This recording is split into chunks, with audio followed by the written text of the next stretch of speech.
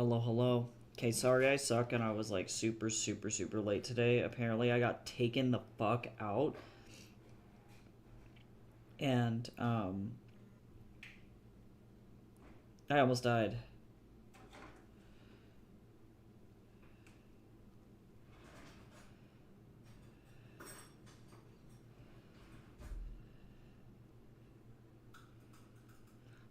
Hey, are you alright? Am I ever alright? The answer is no. To be quite honest, like, I don't know. When dealing with the shit that I got going on mental health wise, I think the answer is like, thank you, Jace, is typically, no question mark? Like 2 nights ago, I didn't sleep until 4 a.m. because I was fucking anxious and freaked out. And then today, my body overcompensated because depression is a real thing. So, but welcome in, y'all. Also, we got a self-care combo. I'm starting off with a fucking energy drink because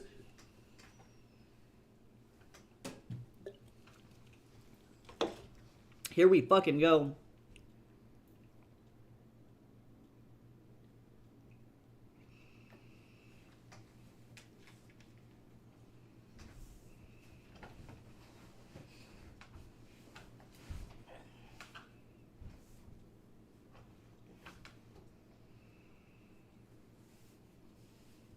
Hold on, I gotta do YouTube shit because I'm like super behind. Sorry, y'all.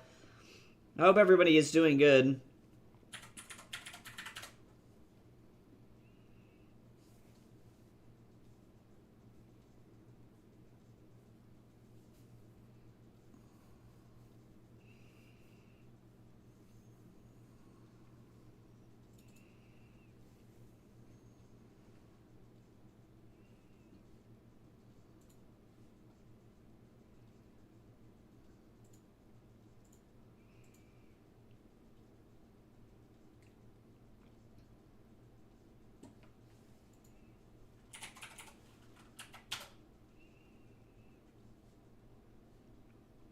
So many.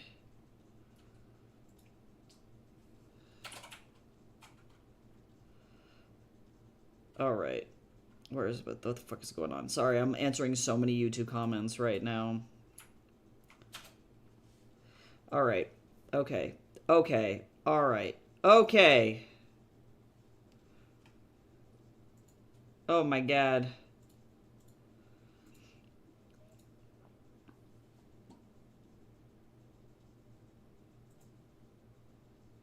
I'm realizing. Okay, I need to do some research here. Okay, there we go. Upload. My time is scheduled in the pad. That's not what I want. Well, maybe YouTube, you should be able to fucking time travel. Hey! Oh my god, thank you so much, Chips. I really appreciate that so much. I hope you're enjoying it so far. It's a little clunky because it was technically the first thing I ever published, and I had to do a severe rewrite on it, so hopefully it's not bad, but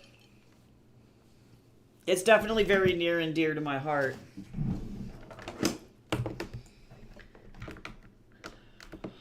Alright.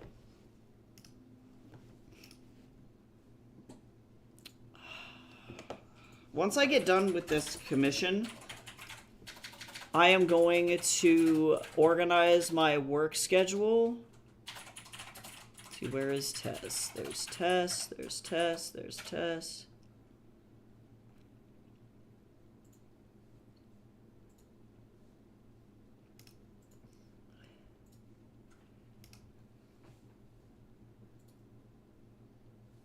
I can't really see what this person is wearing, but I think I can get a pretty good idea. Let me open up Daz. Okay.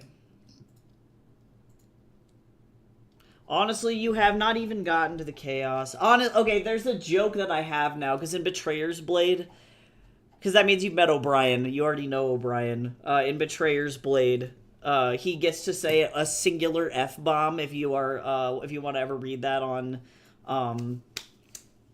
Ko-fi or on Wattpad, and so now I really want a fucking sticker that just says "Let O'Brien say fuck" on it. 'Cause I swear to God. He's been waiting for fucking 2 decades to say the word fuck. Let's see, let me look at this guy's body type. He's kind of a leaner dude, but he's not that lean. I'm gonna give him...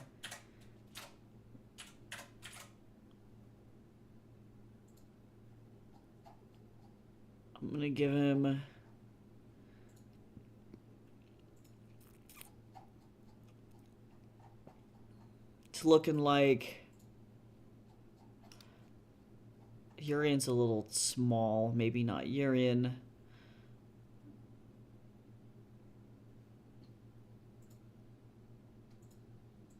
I think I'm gonna go with...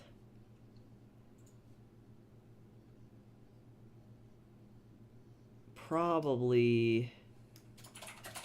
Yura.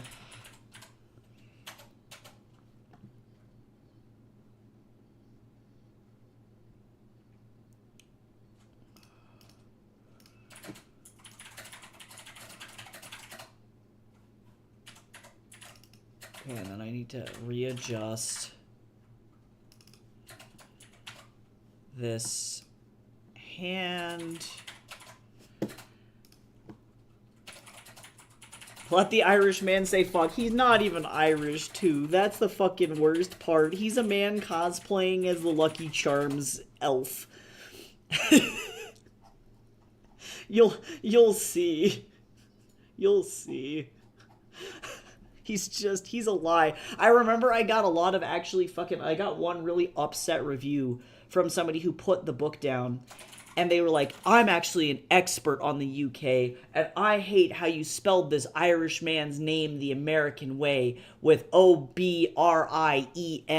I'm so mad. And they didn't get far enough into the book to realize that he's an interdimensional fucking wizard, lying, pretending to be an Irish person. I'm like, if you got far enough, you'd realize that he is just as stupid. He's also fucking dumb. He wouldn't know what Ireland looks like. If you ask him, what's your favorite part about being Irish? He'd be like, oh, Guinness, and then scream. And he wouldn't have any fucking clue. He would have no idea.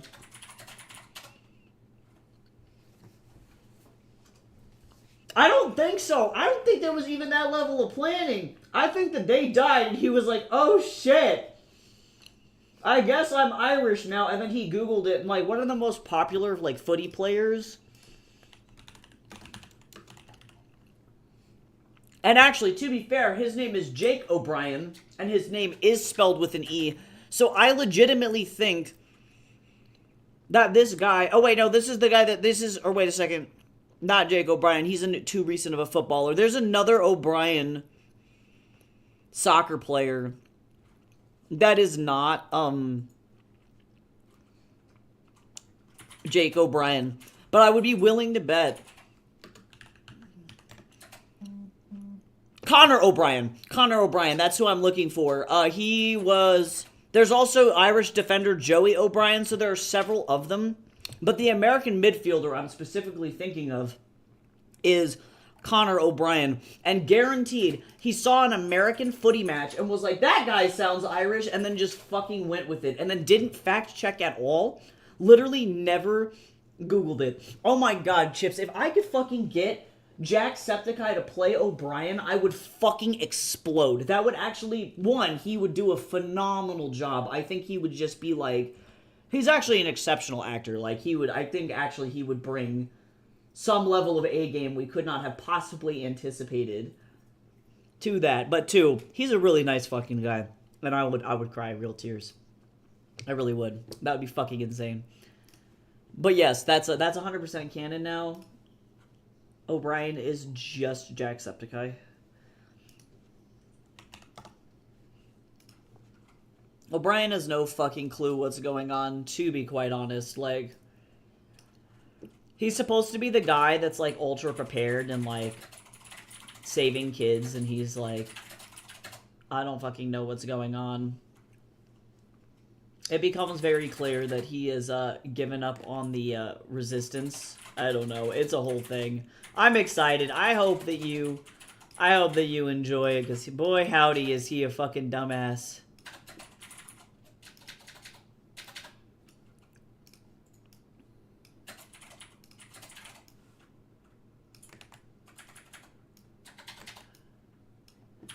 Boy howdy.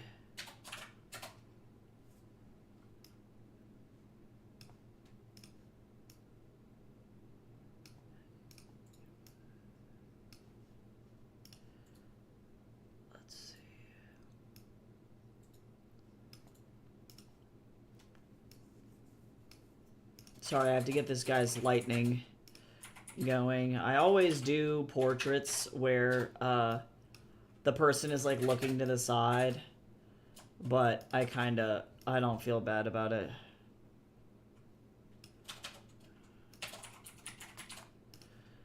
I never felt like I belong. Alright. Turns out my mama wasn't wrong. You said don't ever eat the acid if you don't want to be changed like it changed me. This is a review commission sketch for Tess for reviewing King of Dust. Or not King of Dust, Brady 1, which I really appreciate a lot.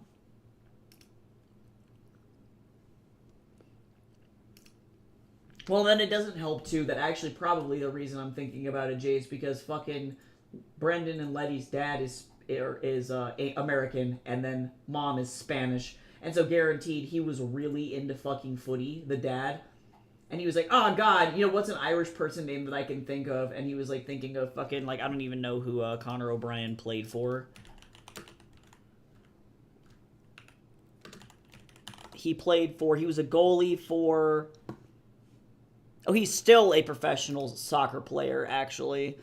He is from New York. Currently, his club career, he was playing for Charlotte Independence, the Jacks, and those guys are from Charlotte, North Carolina. So yeah, he's American as fuck, that guy. But I think it was a really weird critique, because O'Brien... The most common way to spell the Irish surname O'Brien is featuring a capital O apostrophe B R-I-E-N. It is the angelicized form of the Irish name O'Brien. While O'Brien is most frequent, other more uncommon variants like O-B-R-I-A-N or O-B-R-Y-A-N exist. It means the descendant of Brian, referring to the historic king Brian Boru. Yeah, Brian Boru. So, point being, though, is that even the Irish use more commonly I-E-N. So I feel like that was the weirdest fucking, like, DNF I've ever gotten in my whole life, was that guy being like, I'm so Irish. Or actually what they said was, I'm an expert in the UK. And I'm like, it sounds like... You're not. Like, I don't know. And point is, truly, is it's like, with Ireland being so, like, angelicized, and it's like, obviously, Brian, B-R-I-A-N, is like, that's the etymological root, and so, like, there is no wrong way. But I think for the sake of, it's the Mien issue. Yeah. Right? It's the Mien problem. So we have this thing that's called the Mien issue, and in Chinese, the word for noodle is Mien, right? It's spelled in American English, M-I-A-N, right? Or M-I-E-N most of the time. In Pinyin, it's spelled M-I-A-N, right? And so there's like a restaurant, for example, that's by us that's called Mian, M-I-A-N. And I knew it was a noodle house because I was like, oh, that's Chinese for noodle, right? But in American English, we have spelled it M-I-E-N, which is how we get words like chow mein. But they don't realize that in American English, we have diphthongs, and so instead of pronouncing each vowel as its own syllable like you would in Mandarin Chinese, they were trying to phonetically spell it out for us so that we could look at the word and say, oh, this should be mi-en, right? Mi-en, and even if we mispronounce it, it's close enough. But what resulted is Americans fucking saying chow mein, which is not at all how those letters go. That's like the fucking opposite. It's not spelled Maine like the city or like the state Maine. So the fucking opposite. And so I feel like the O'Brien issue is the same thing because they don't want people to pronounce it because in Gaelic it's O'Brien or O'Brien, right? And like, don't quote me on that one. I don't speak Irish Gaelic fluently or anything, so there's that. But like, I would almost imagine that the reason it was angelicized that way is because they wanted people to pronounce it O'Brien or O'Brien, right? With an S sound at the end, not O'Brien, right? With an American English sound. And so that's why it got angelicized that way, to try and make it easier for people to read. And so both are correct. I'm okay. Fucking language. I'm chill. I need to fucking calm the fuck down. The doodle problem will always fucking kill me. I also need to eat. Let me just fucking shove another Pondasol in my mouth.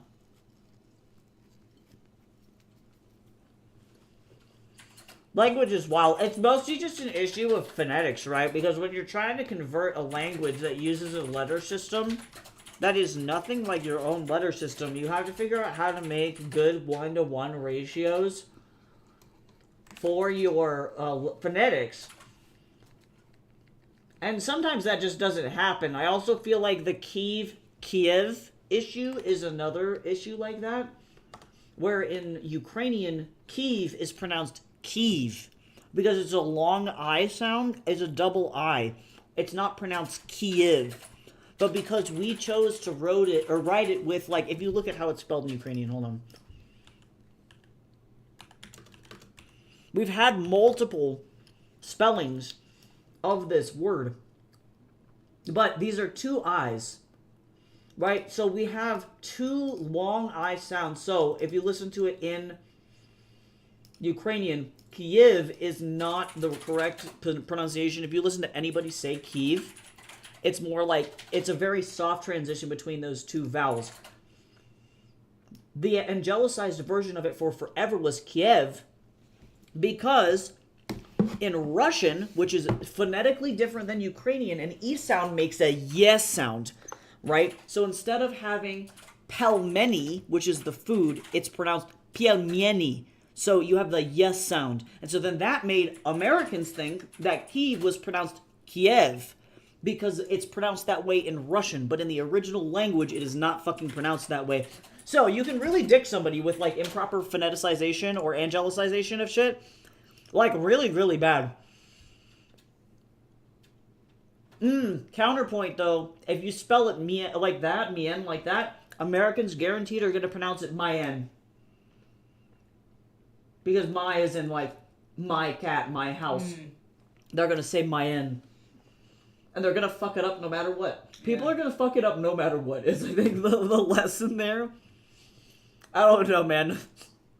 If an American can fuck up a foreign word, they will. That's the lesson. Which is also probably why you have O'Brien spelled with a Y in some instances, because I'm sure the people who are angelicizing that word in particular thought about it in the same way. Where they were like, oh, Y, or I as in Y, or I as in my, or I as in, you know what I mean? They were like, oh, that's the same thing, but then we have the fucking issue of having also a similar issue to Russian where you have like a, it's like, oh god, why is it that there are 3 different I's in Russian, you know, or like in Greek actually? I think that's a better example where you have like 2 different I sounds in Greek. Nowadays they're pronounced exactly the same, but back in the day they used to be pronounced differently, like we're talking in like antiquity. And so those 2 I sounds were different, and now we have not that, and so then you just get weird 2 double I's, and in order to know like which word is spelled which way, you have to just like know the Greek word and know which I to use when. And I think there are pronunciation rules, if I remember correctly, where it's like the end of the word I is going to be a different I than the beginning of the word I, which is real fucked up. It's just real fucked up. It ain't good. Hi Ava, thank you so much for the lurk. Yeah, languages suck, but languages are also great. So it's like, it kind of depends, you know. You're just like, what am I doing with my life? Also, ignore my fucking terrible ass shit here. I'm not warmed up at all. And this is like a portrait commission, so I have to not think too hard about a lot of shit. It's okay.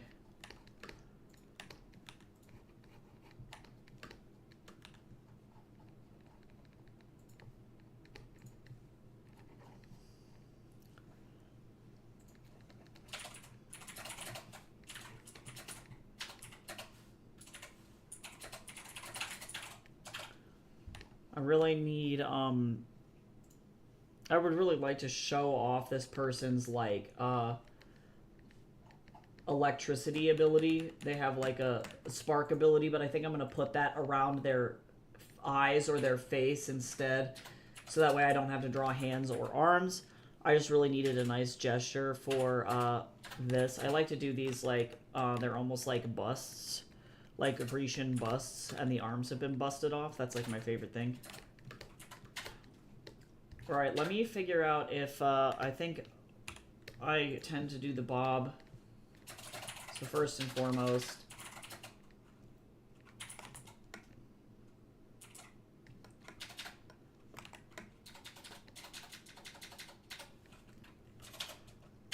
this guy is not that dummy thick. Y'all, I got traumatized yesterday because me and my friend were talking about video game botchery, and holy sweet shit. God, being out with or without my digital art stuff for a while is going to be weird. No, I'm super worried about that, actually, because, like, when I move as well, it's going to be, like, it's going to be in the fucking car. And thankfully, my parents are going to be driving really, like, quick to get there, but it's going to, like, throw an absolute wrench into my, like, art schedule and shit for several days. I have to just, like, bake in that I'm going to be moving, and that's just the way that goes. But it's a very weird thing. Okay, so let me see. Guy has kind of an Indian-looking nose. I think this guy is technically a fantasy ethnicity, but I'm going to try my best to have something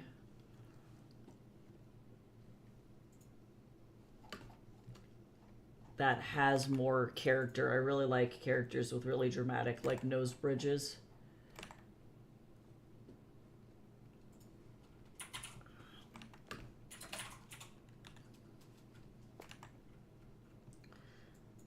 I'm a huge fan of Italian and Greek noses. Holy shit, let me tell you.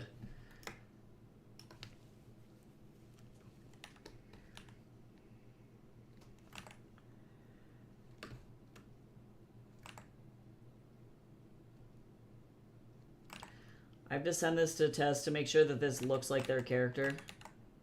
So I'm not just, like, drawing a random fucking character and then being like, hello. Let's see, does this guy have a strong chin or no? Not really. Also, thank you so much. Did I say thank you for the lurk, Ava? I don't know what the fuck is going on. My brain is peas.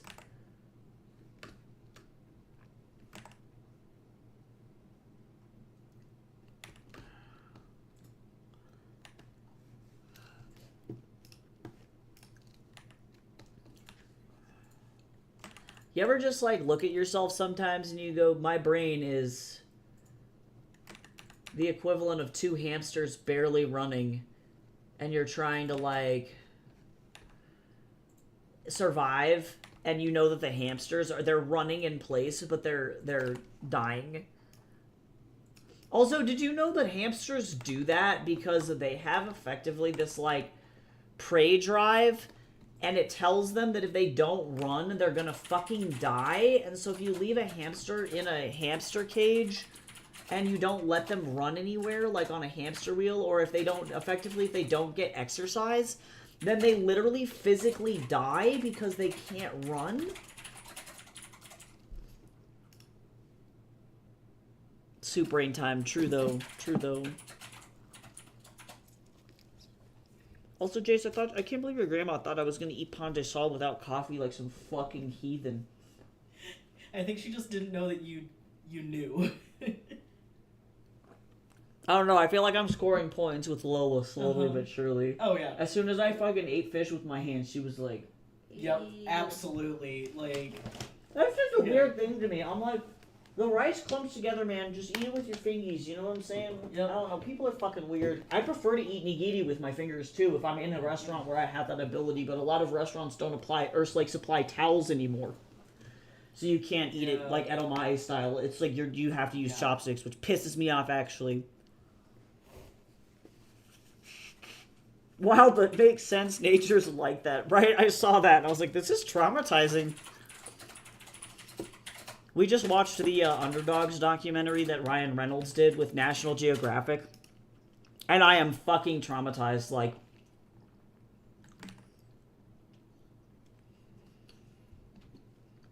I learned so many traumatizing things. We watched so many baby birds die. Definitely do watch for comedy, but be prepared for one episode where so many fucking baby birds die.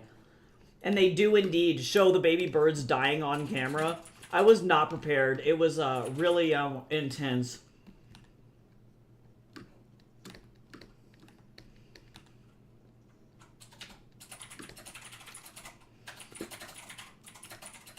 It was so funny, but also I'm like, Oh, someone booked my 2 p.m. for 60 minutes. Well, that works. I mean, hooray, I guess. You'll technically be going back in at the same time anyway. But... And then you can just come home.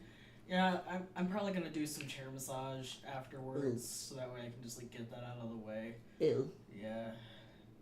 And then are we going to do spaghetti? Yeah. Okay. Spaghetti. We're making spaghettis.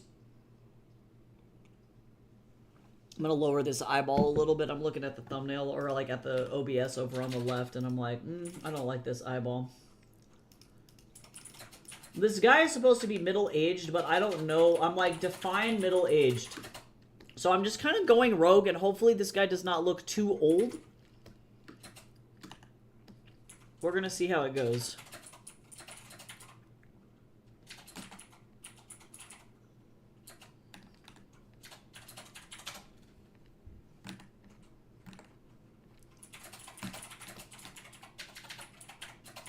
So we're gonna send this to Tess.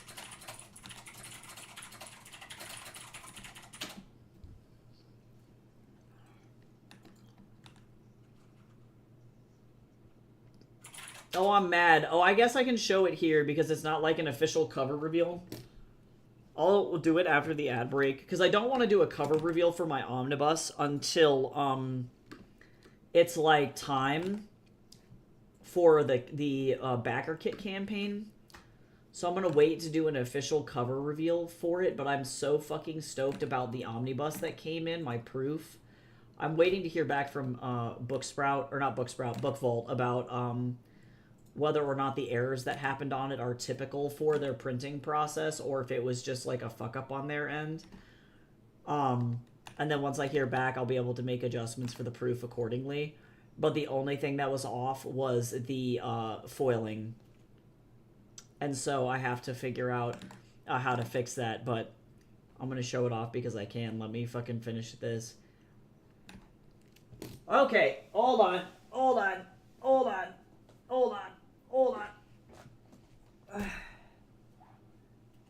Okay, so I'm super fucking excited. Okay, so this is going to be the special edition omnibus for Court of Snakes, y'all. So the foil here, fantastic. The foil on the front, fantastic. Somehow it stopped right there on the back, right here. And then didn't print the rest of the way. And then didn't print on the inside back flap at all. So there's like, you can see the UV spot, but it's not metallic. I realize now we're in ad hell, so I'll chill out. And I'll show some more when we come back. But it's really weird. It's a very specific error, and I don't know what the fuck happened.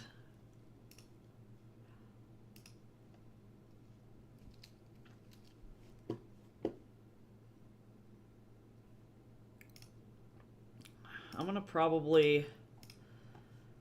I think this guy is in a button down. Also, I tend to have this problem, because he's an older guy, I need to make sure that his head is not, like, fucking enormous, because I don't know why I do this, but... That's what I do. Because I can't be fucking stopped from, apparently, making the largest heads of all fucking time. Oh, I also can't forget that I have to put on my schedule that I need to start applying for jobs, because otherwise I'm going to be kind of dicked.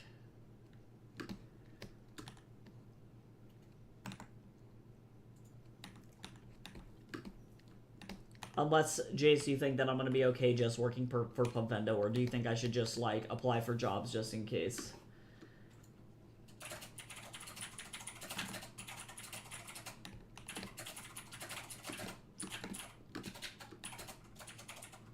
I'm going to tilt this eye down just a little bit.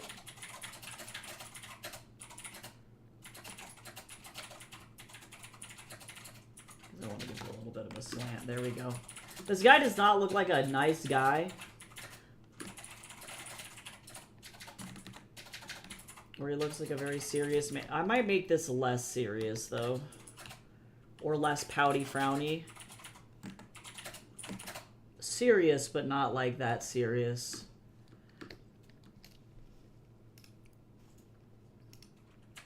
Okay, cool. Back from ad hell. Hell yeah. Okay, hold on. We're gonna go back then. Hello, we're going back in here. So yeah, so that's like part of it. So that's part of it. Part of it's good. Also, too, for whatever fucking reason, they did the same thing on the inside flap, where the fucking gold stops right there. I don't know why. So I sent them an image and was like, what the fuck happened? Super weird. But that being said, that's the outside. That's just the jacket part. This thing is the inside cover case. So that's fucking sick. This looks great. Everything else about this is fucking fantastic. Then, the inside, we have the Sagano Hex. And then, inside this, we have pink. The edges are sprayed. Which looks fucking sick as well. Super fucking cool. Literally the coolest shit. But most importantly, which I was super fucking impressed by, first, the paper quality is just wonderful. They have this really lightweight paper that reminds me a lot of old school. Oh, I need to fix this issue too. There's like an image issue here. I need to write that, or like take a note of that. I'm actually going to open up InDesign really quick and just double check that it was not a print error on their part and it was actually my problem. But they have the option for full color pages on the inside, and they're in regular soft paper, so they're not in gloss. And that's resulted in the sexiest shit on the interior of this book. And then you turn pages, and then you open it to like the book itself. So the margins are perfect. I'm not angry about the margins at all. They look fucking fantastic. The font size looks amazing. Not angry. Let me see if I can find the, let's see. Let's find the middle of the book here. Ish, give or take. But, like, come on. Fucking A. It must have been an error, because this one looks fucking... This one is literally perfect. It's so good. And then on top of that, we've got, on the very bottom, we've got this ribbon binder so that it doesn't fall apart. And, of course, a ribbon bookmark. So, I'm fucking stoked. I am so excited. This book is going to be $60 retail, so, that's just the nature of it. So, apologies to everybody. I've truly made the most chungus book of all fucking time. But, holy fuck. Holy fuck. Uh-oh. It's time to feed the Snorlax. If you haven't had a snack yet, please get a snack. Thank you, Chips. I'm so fucking stoked about it. Okay, let's go fix that omnibus thing really quick, just so that I don't fucking forget about it. Make sure. Let me go all the way back up to the top. Oh, it looks like it actually was an error on their part, but I'm going to extend it just beyond this, just in case. Well... No, so that was on them. That was on them. Sometimes they'll be imperfect like that. So I just have to deal. I just have to know that that's a thing that could potentially happen, is that the images could be misaligned. But that's okay, because you know what? It looks sick as shit. It's print on demand, you know, like, it is the way that it is. And I just have to kind of, like, deal See, this guy's got a little bit of a thicker lip. Like that. All right, and then let's get into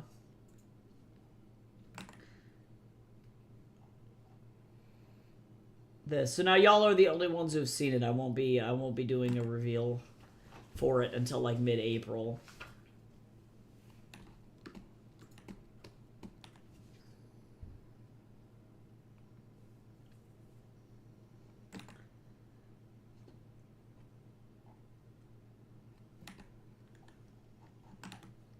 Actually, I might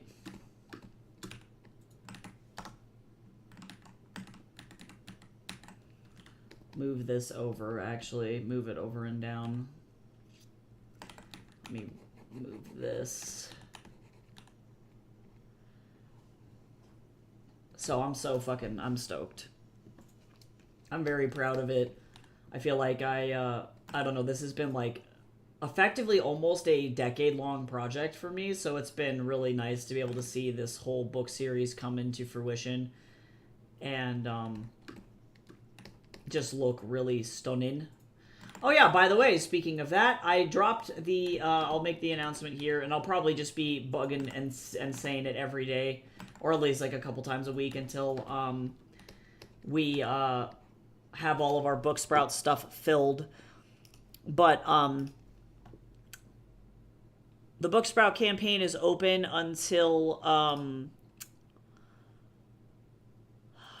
March 31st. But effectively, what I need... Oh, I got 3 participants already. Thank you to everybody who has signed up. I really appreciate you a lot. But we have a campaign going on to get some early reviews for this thing. Booksprout is an amazing platform where you can get the ebook for free. I have both the PDF and I have the...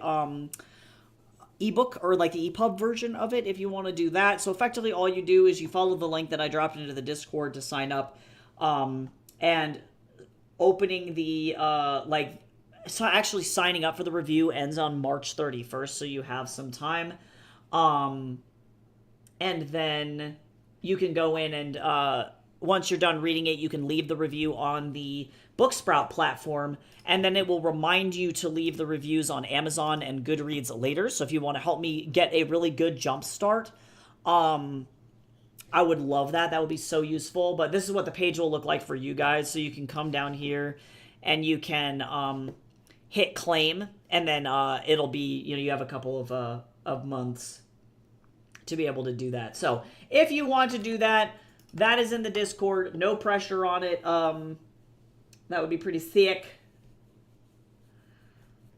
But otherwise, that's like, yeah, I'm planning on doing more of those campaigns via Booksprout eventually, so that way I can do that.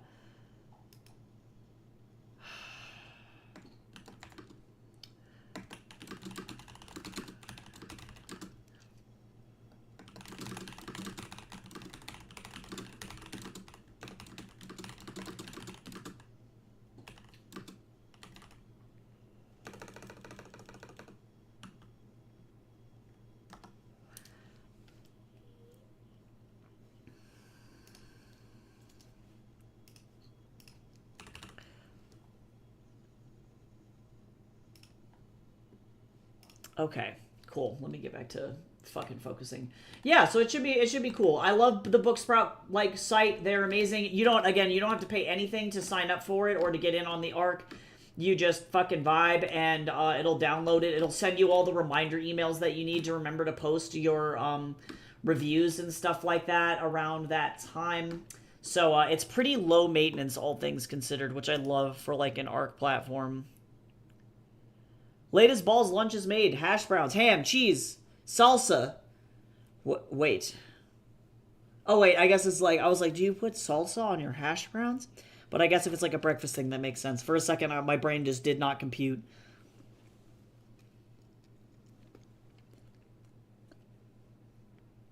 I did not know what was going on.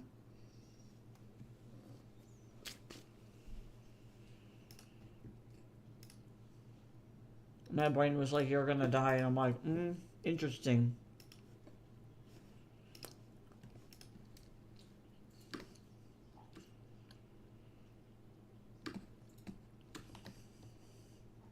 You know, Chips, you're right. You're 100% correct.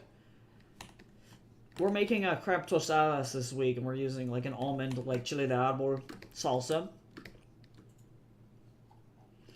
It's funny, Cal, because if you go to Colorado, everyone uses salsa instead of ketchup. That's like super normal here, and that's not normal for like anywhere else in the United States. Specifically here in Colorado, it's chile verde, like Hatch green chilies. Like, if you go places, you get asked, like, even Ziggy's Coffee, I feel like, is that way. With every breakfast item, they are like, do you want an extra cup of salsa? Like, yes, because we have a lot of indigenous people here. Colorado food is really indigenous coded, and people don't realize that, like, yeah, we have just shitload of that. And we still get ketchup, but there's definitely, like, a war divide between the ketchup lovers and the true blue Coloradans who use salsa picante. Sometimes it's salsa casera, but like most of the time, it's Hatch green chili salsa.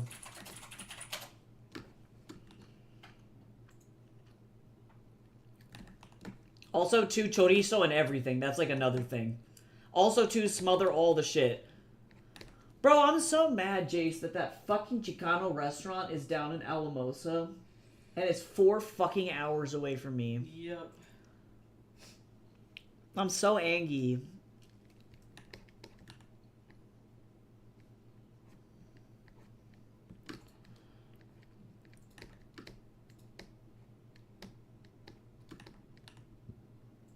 We found this restaurant that was like a restaurant from my childhood down in Alamosa, Colorado, and it's like fucking 4 million years from us, for context, okay?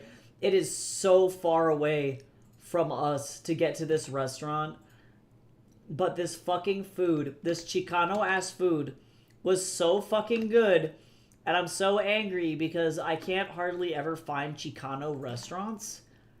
It's just a really difficult fucking... And you'd think there'd be more of it because there are so many Chicano people in Colorado that there would be at least one goddamn Chicano restaurant in Denver. But no, they're all Jaliscan, like all of them. I'm like, this is not what I want. Or Oaxacan, they're like all Oaxacan restaurants. I'm like, no. I want Chicano food. Okay, there's something funky about this anatomy here, and I need to figure out what it is. I figured it out. Just kidding, I got it. Yep, so I angy. I got the anger. I got the anger and rage. All I want is a chimichanga that doesn't taste like a Tex-Mex chimichanga. I don't want to go to Hacienda.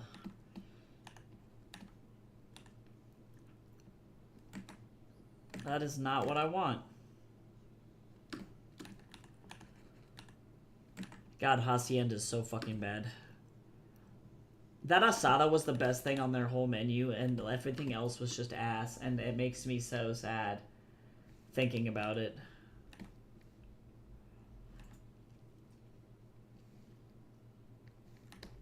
Hacienda traumatizes me. I'm actually going to also... Hold on, I don't like any of this shit that's going on over here either. Sometimes you lay down a line and you go, you know what, never fucking mind.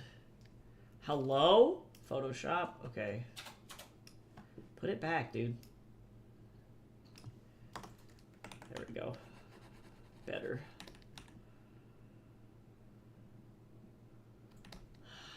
I just want Chicano food from my childhood. I wish my abuelo was still alive, because then he could teach me some recipes. Yeah, I just do not like Tex-Mex food at all. I recognize I'm a very particular bitch. There are very few Tex-Mex things that I like. And like Hacienda here in Colorado, I think they're a Colorado chain, is predominantly Tex-Mex. And I fucking hate Tex-Mex. I would pick Taco Bell over Tex-Mex 9 times out of 10. Which makes me super sad. But I was watching some guy try and explain how Colorado Mexican food, because it is an American Mexican food or it's a specific like regional Mexican food is different than Tex-Mex, and nobody was believing him, and he was like, no, it's different. Like it is not the same. A Tex-Mex chimichanga is not equal to or equivalent of a Colorado-style Chicano chimichanga. It is a different thing. I don't know what it is about Tex-Mex. I just feel like shit's wildly under-seasoned.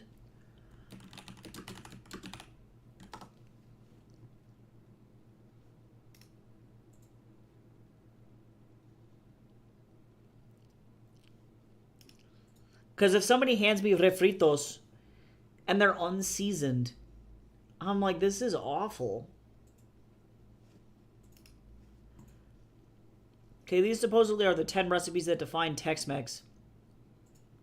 Tejanos. So these are Tejano cuisine. So Tejano is like Texas and Mexican heritage. Chicano is like indigenous Mexican Colorado heritage. So those are the two differences between the two.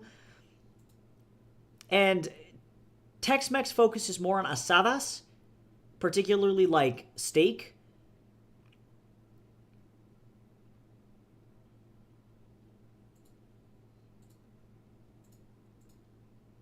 Right, and they emphasize more so cumin and paprika, versus in Chicano cuisine, it's more of a focus on robust roasted pepper. So I feel like Tex-Mex to me just ends up tasting like white people taco night, and it doesn't fucking give me anything. Does that make sense? Because fajitas are good. I will say fajitas, super good. I'm not gonna knock on fajitas because we have fajitas as well, and like fajitas are delicious. But that's like relying more on the actual like char.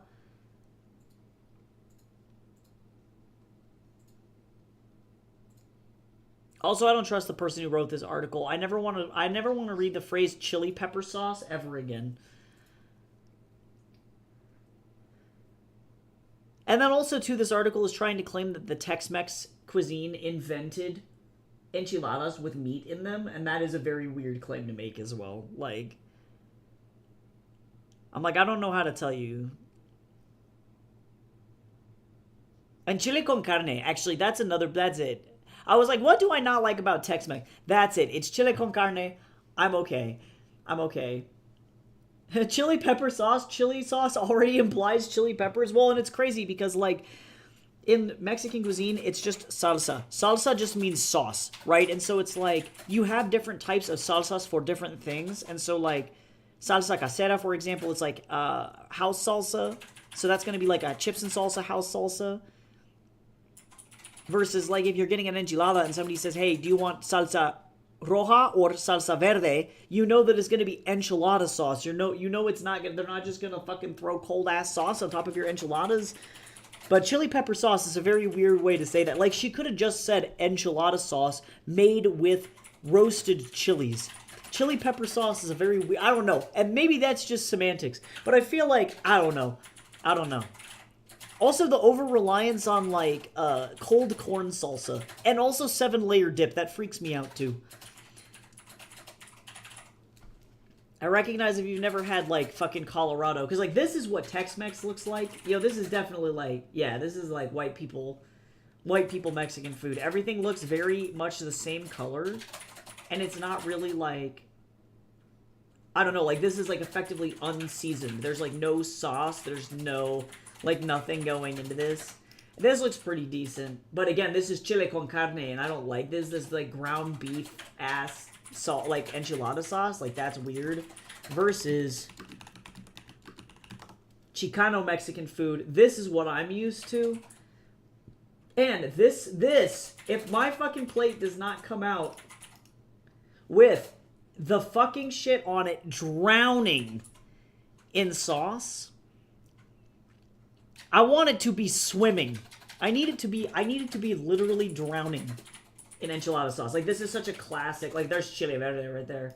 This looks like puerco con chile. Yeah, chile verde probably. But yeah, this is pretty typical for us, where you get a tortilla on the side. Effectively, it's soup on a plate, and you use the tortilla to scoop up the soupy soup.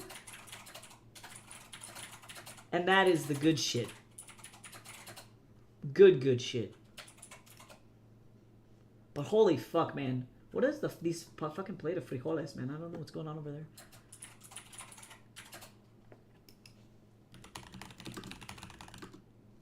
But the most important, this is a Christmas smothered burrito. And I know that that makes no sense, but the reason that they call it Christmas is because it's got red on one side and green on the other. But, like, that's such classic, yeah, this is classic, like, Chicano food, like, whatever we got going on here.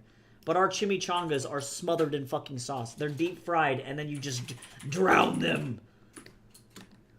But because they're, like, less afraid, I think of, like, the original, like, chiles that are used for, Mexican cooking. You know, it's like they're not as afraid of being, like, overspiced or, anything like that. So they go, pretty hard with the chile. So it's, like, it tends to be a lot hotter. Like, the last Chicano restaurant that I went to, because I think that they were, like, accustomed to people ordering, like, American Mexican or Tex-Mex. They literally had on their menu, they're like, if you order hot green chili, it's not our fucking responsibility to return or refund you your food because it was too spicy for you. Don't be a little bitch. And I was like, oh my god. Like, what the fuck?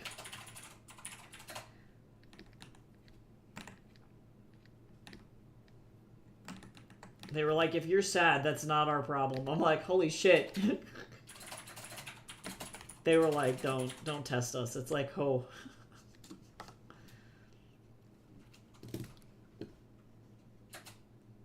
I do love that shit, though. They're like, we're fed up. We're fed up with you guys. Yeah, I'm sure if I had good Tex-Mex, like, I have to find good Tex-Mex. Because it could be that fucking Colorado just fucks up Tex-Mex because everybody here is more, like, either they're from Jalisco, Oaxaca, or they're Chicano themselves, and then they make their own brand of shit. And I just, like, have not found good Tex-Mex. But, man, our fucking Tex-Mex out here is ass. It's so bad. Yeah, everything that I've ever gotten has just been wildly underseasoned. Whether it's, like, Hacienda, On the Border, Chubby's, like, any of those places. Like, holy shit. I'm like, I don't like that.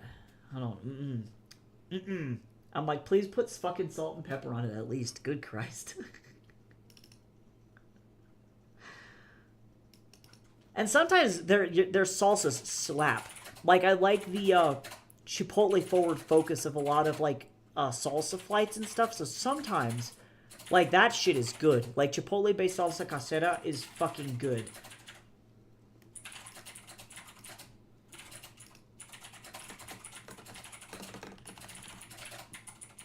I might be white, but at least I seasoned the shit out of my food. Honestly, bless. I don't know what happened to me because, like, my poor abuela was, like, fucking brown as shit. And then my mother was like, oops, I don't know what seasoning is. And I blame my grandma for that somehow.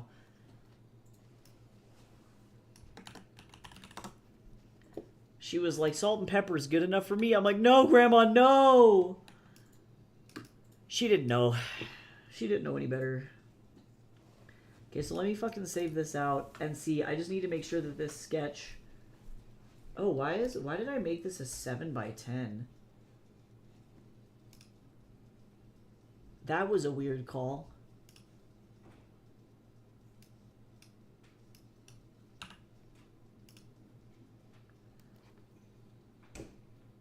Huh. I don't know why I was like that. I'm gonna maybe kind of actually move this guy this way because I like this more. And actually, I almost...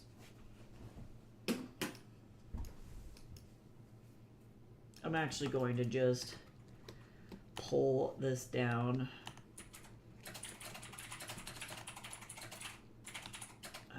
No. And my poor grandma, she went rogue. Oh yeah, just eat it, dude. Yeah, just eat it. Yeah, please do.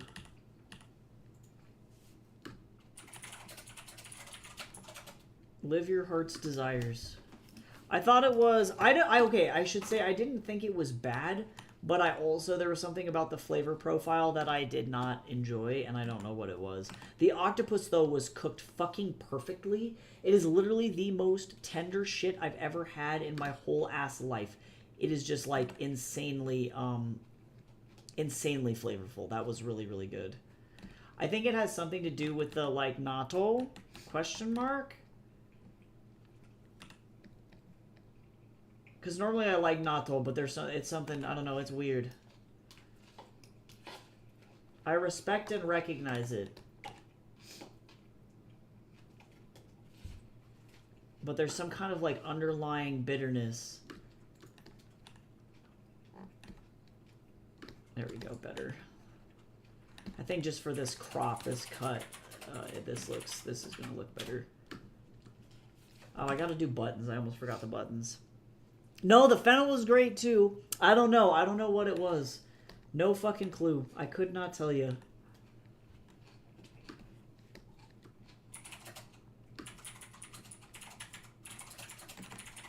I don't know what happened. And maybe I just don't like salads that much. Maybe it's just like, it's a me thing. I don't know. Because I could have definitely eaten the octopus, like an entire fucking bowl of it just by itself. That shit was amazing.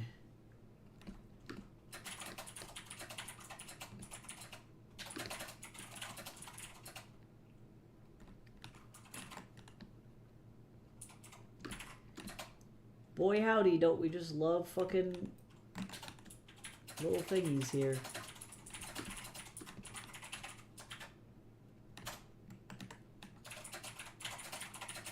Yeah, maybe that was it. And maybe even a little sugar as well could have, like, really saved its life.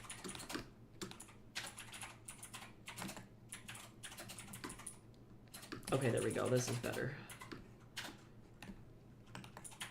Actually, I don't like that too much. We're gonna leave them alone. This is fine. Yeah, true. Look, we had to do what we had to do, okay? God, this arm. Hold on. Fucking A. You know that moment when you flip your canvas and you go, actually, this is ass? Hold on. Holy shit.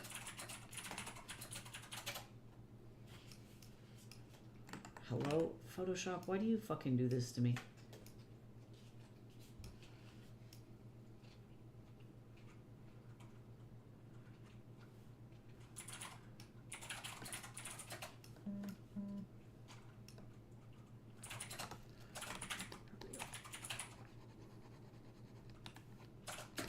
Okay, but Sinigang actually sounds so fucking good right now.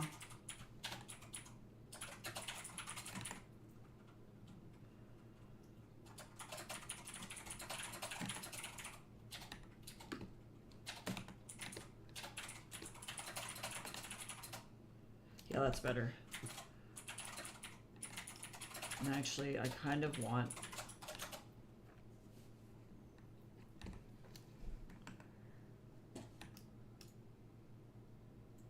I had to go like that instead. Okay, now let's save image size. I'm gonna send this to Tess.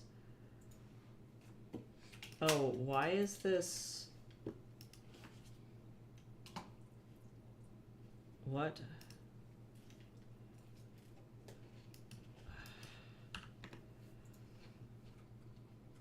Why would it do this? I swear to God.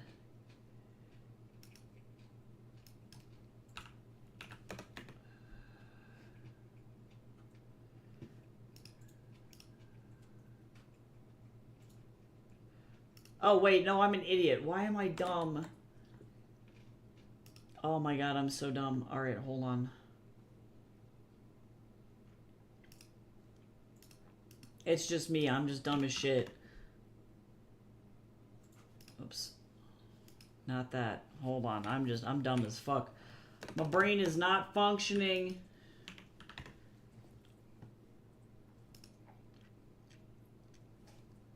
I'm dumb as rocks. Did you know I'm dumb as a doornail? It was me. A dumb man. Image. Canvas size.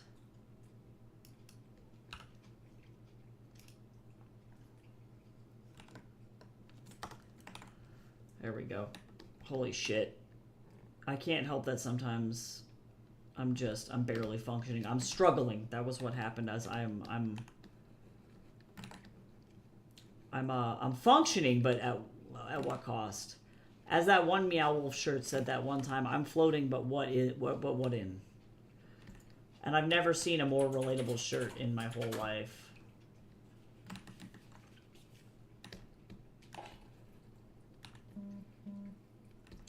I didn't realize that I hit the right or the height instead of width, which is not what I wanted. There we go, much better. All right, so now let's save this out, and then let's send this to Tess and see what she thinks about it, and then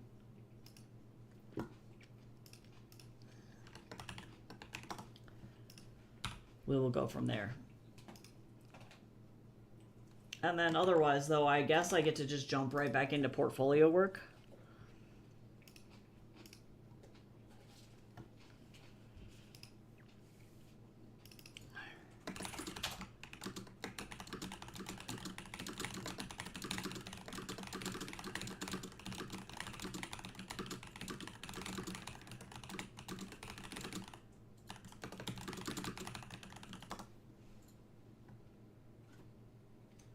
Okay.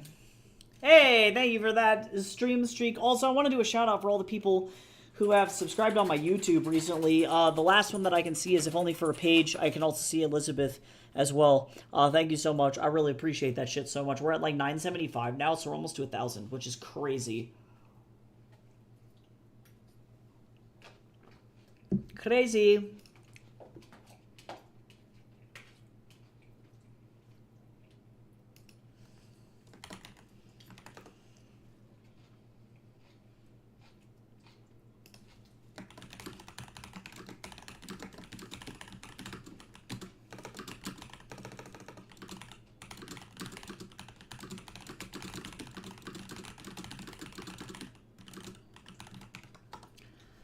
There's some things I'm seeing. I realize actually I'm not a fan of that. There we go, better. I'm like, he's missing hair. All right, so Tess says we're looking good. We looking good. So now let's fucking finish this up, and then I guess yeah, I'll switch gears to portfolio work. I like doing these little review commission sketches. They're fucking fun.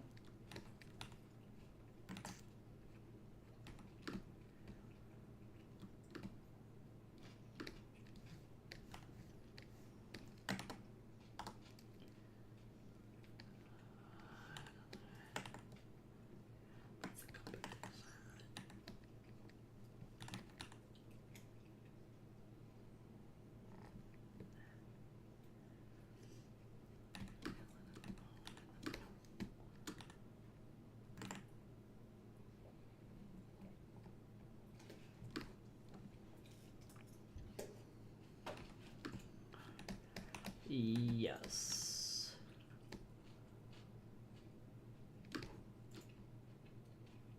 I have to finish this book still. That's on my list of shit that I need to do. So actually, when I get done, I need to work on my publishing schedule. Then I can start on portfolio work.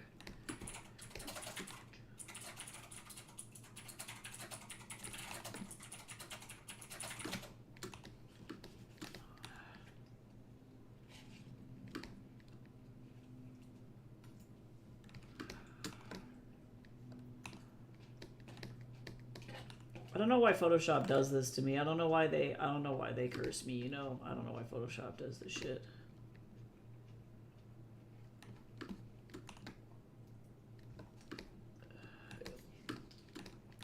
Crazy story about how this guy low-key has the same profile as Oscar Wilde. In a very similar fashion.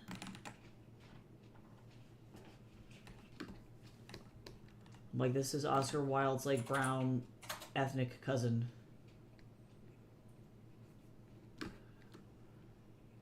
Oops, all Oscar Wilde.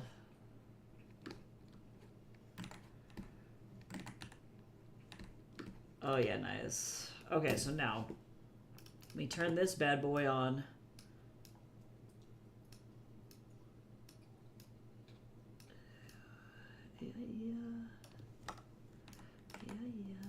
Yep. All right.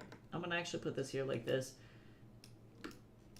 And Chips, you slapping the stuff? Are you slappy pappy? I'm fine.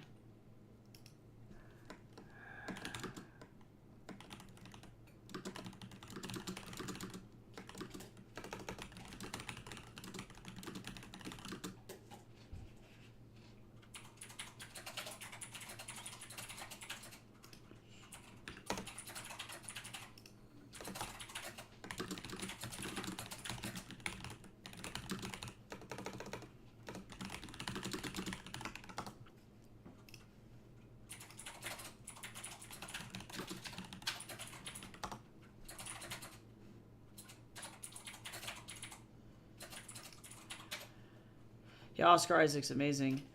Okay.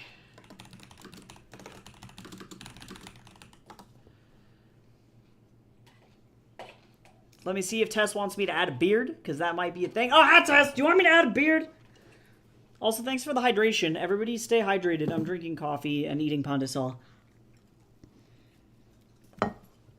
Nah, okay. Alright. I'm going to look a little bit more at Oscar's face. Because Oscar does have... God, he's so beautiful. Holy shit. What a gorgeous man.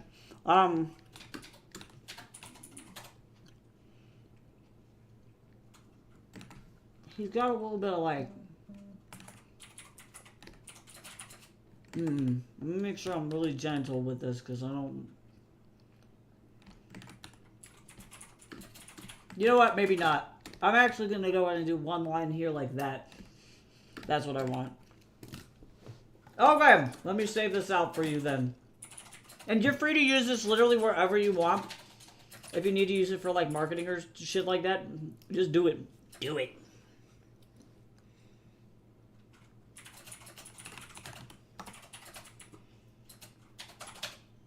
Oh, actually, too, I'm realizing, hold on, I want one more line in here.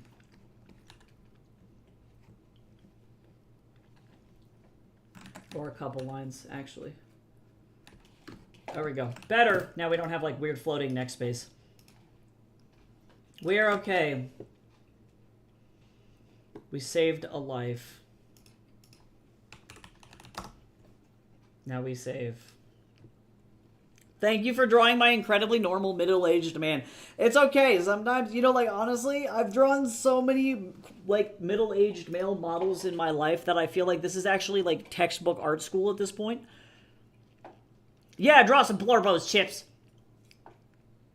Oh, I see. Tetherians usually can't grow facial hair. I see. It's their curse.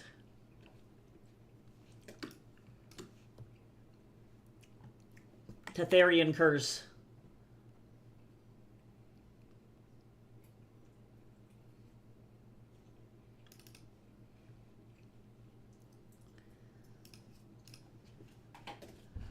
All right, let me give you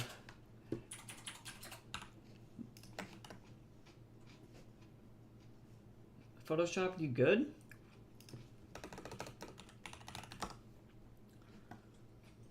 Photoshop's like, no, I'm freaking out. I'm like, okay.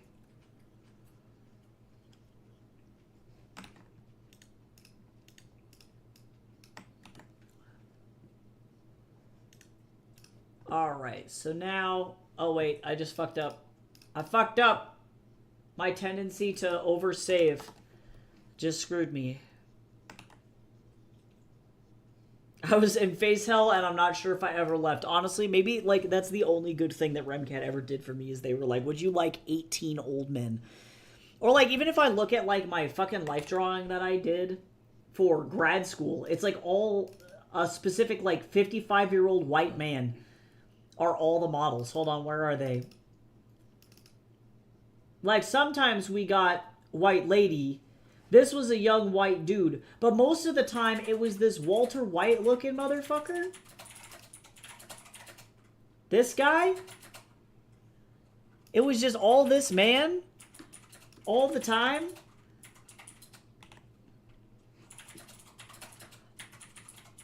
And then also this guy who looks like he is the dad from fucking How the Grinch Stole Christmas. That guy. Other white dude. Let's see, where is the... Oh, and then this Irish man. This Irish-looking golf caddy guy. He's like a little older.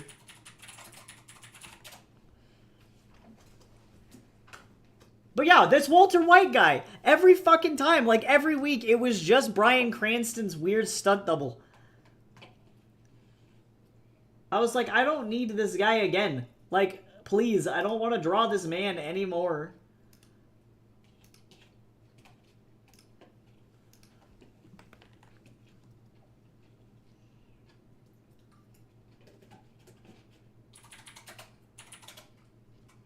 I guess I shouldn't complain. Actually, we only had Bryan Cranston like twice.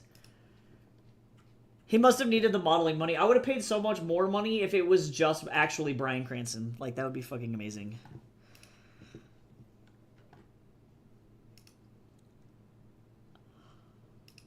Gotta make that money somehow. You know, true. Okay, let's fucking prevent the AI from eating this artwork. Although it may have issues doing this. We'll see, it might have problems.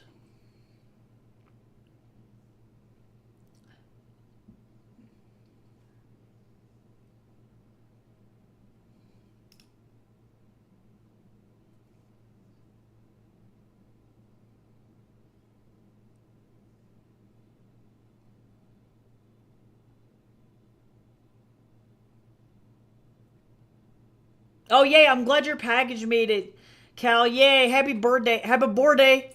Happy birdie. I don't fucking know. I'm having a fucking explosion.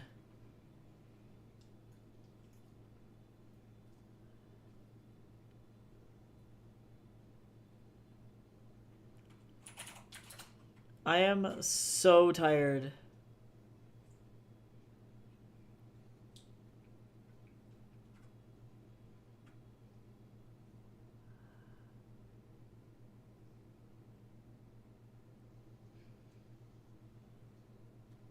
Okay. Sorry, my brain is fucking soup. Alright, so let's select this. And we're going to go...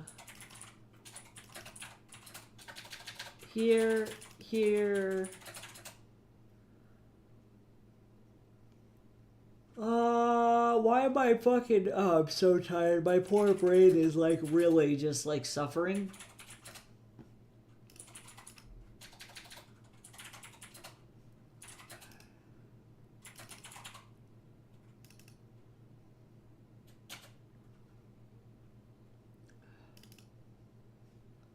Alright, go, Nightshade!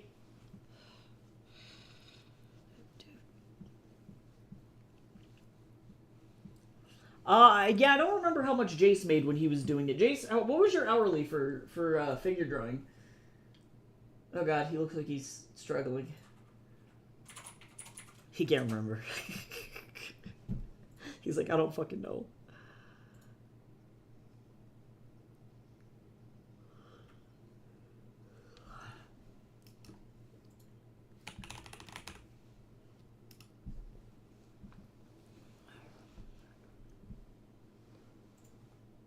Oh, my body. Oh, I'm so crispy. Yeah, I guess for like the last hour ish, hour 20-ish, I'm going to do portfolio work. I have other commissions that I need to work on, but I can't work on them on stream because they are like for authors and shit, and then they have to do like cover reveals and stuff, so I can't unfortunately have those shown prior.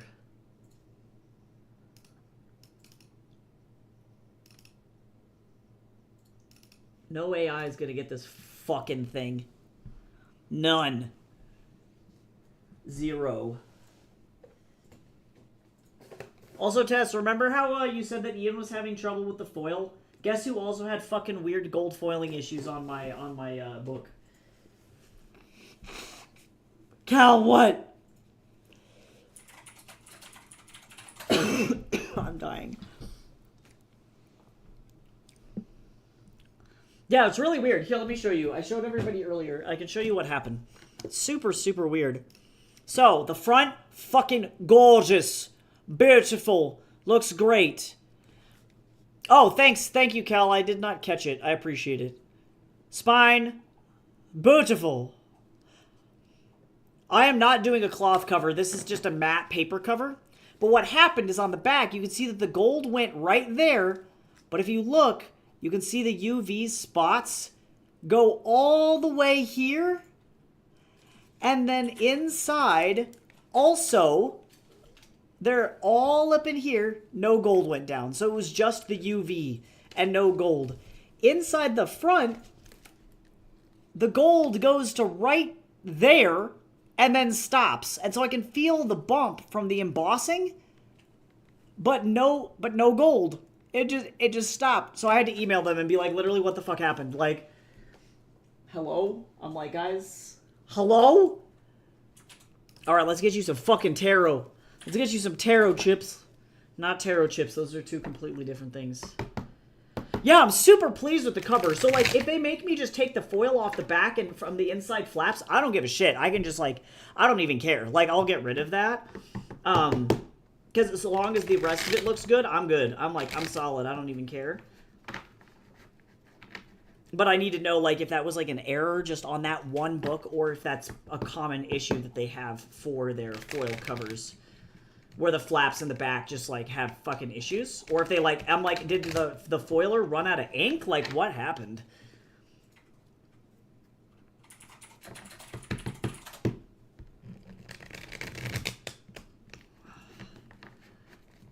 But otherwise, it's fucking perfect. There was a printing error on one of the images on the interior as well, but, like, I'm chalking that up to, like, unfortunately, this is just, like, a print-on-demand problem where there's going to be little tiny things like that where they're not perfect. And I just have to deal. Alright, I'm sending you some images. The first one... Okay. Let me send these over to you before I do this tarot reading really quick.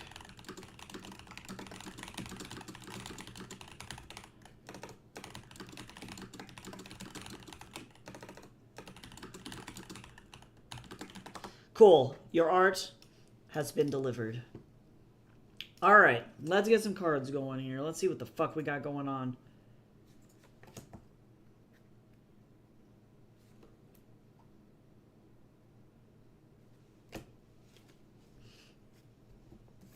Let's see. Oh, we got a lot of emotional stuff. There's a lot of yucky-pucky feelings going on. That's what I'm seeing here. So, we drew Ten of Cups reversed, Eight of Swords, Queen of Wands reversed. So, you're feeling very unfocused in terms of, like, your emotions. Like, you probably feel like you're all over the fucking place, and it's making really hard to keep your priorities straight and keep your eye on what you need to be doing right now, just because everything feels like you just got, like, chucked into all hell, especially if it has to do with, I think, like, family as well, family or interpersonal relationships. Maybe close friends, but probably more so with, like, family relationships. And so that's put you in a situation where we're looking at Seven of Swords, which is, like, people are, like, you feel like people are speaking about you behind your back. There's a lot of misinformation going around, potentially. People are being really fucking stubborn, and that can be really super frustrating. But otherwise, like, the best way to, like, vibe through this is to just, like, I guess the way that I would put it is mind your business. Like, if people are saying weird shit or doing weird shit, that's a them problem. It's not a you problem, you know?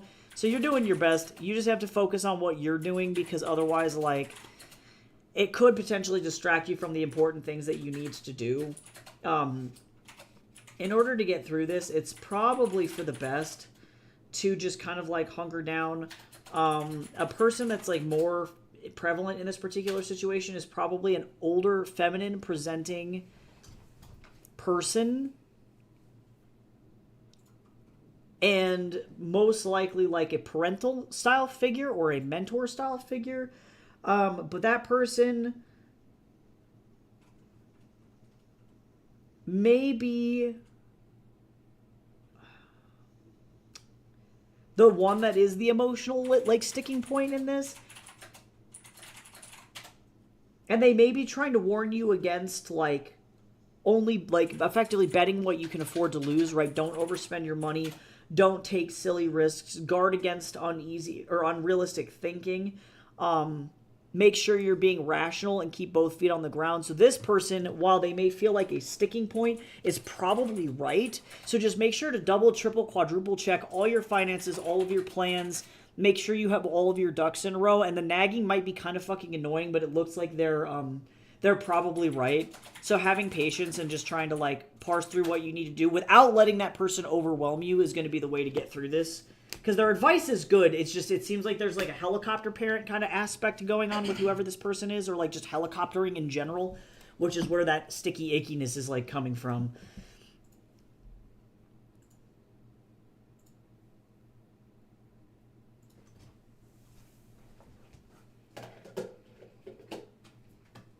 Yeah, I ain't even worried about it, Tez, to be honest. I'm going to see what they have to say about it because they haven't emailed me back. They'll probably email me back by midweek because if they're like, hey, it's really fucked up, sorry, we can't really do this super effectively. We don't know what happened because I sent them pictures and I was like, you know, like, is this normal? So we'll see what they say. And if they say, yeah, it's very inconsistent, I'll be like, okay, cool. Then I'll just keep it on the front and that's it, you know, and then I'll just have to put in the backer kit like a warning that says there may be minor errors because this is print on demand. The company is still quite new. And if shit happens, shit happens. And people are just going to have to deal.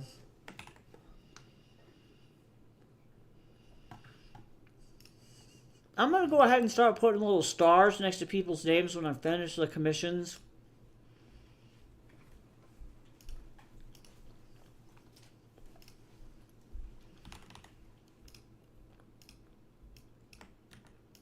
Wow. So that I know which ones I've done. Yeah, that makes a lot of sense. And that's what I'm thinking happened here is that this is it's because that's what I told them. I was like, everything else is literally fucking perfect. But this one particular one is very strange. So like they'll probably get back to me and say, yeah, that was like an error. It was a printing error. It wasn't anything that you did. And then if that's the case, I'm just going to leave it the fuck alone. Oh my god, your Ingram copy exploded? What happened? Why?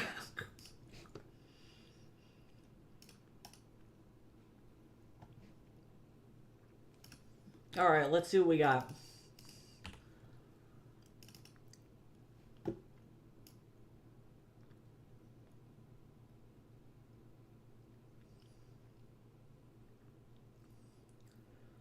Alright, Rolo. I was working on this. Okay, so I finished pose 1 for him. And what I need... Wow, I love it. Was flipping through the pages and the pages started falling out. I love that shit. This is where you email Ingram and you're like, excuse me. I have some questions about how the fuck this happened. Okay, so I need like 4 more poses and 5 expressions. So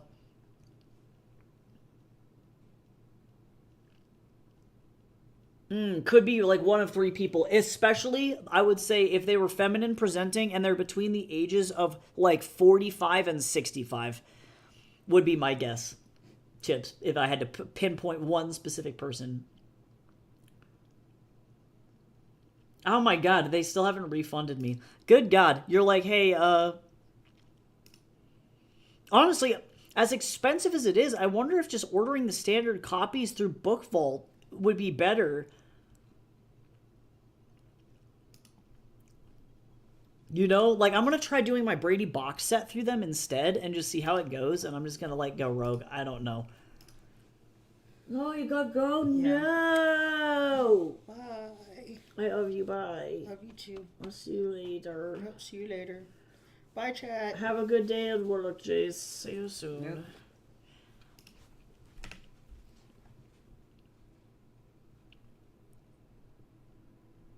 Alright, let me see what we got here. I'm gonna switch over to Rolo's playlist because we have the power to do that. Yes, Arendavna. Let's see, what else we got though? I want something more like kind of zesty. Yeah, that's good. I think it was a freak issue. Yeah, I don't think I've ever personally had any of my copies fall apart. But I also haven't like stress tested them. I just sell them.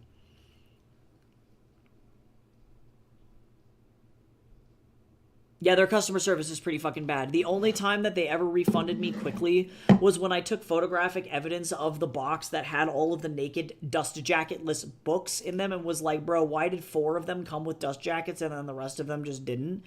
And they were like, and then they just fucking, you know, did what they needed to do. But they are very, very slow.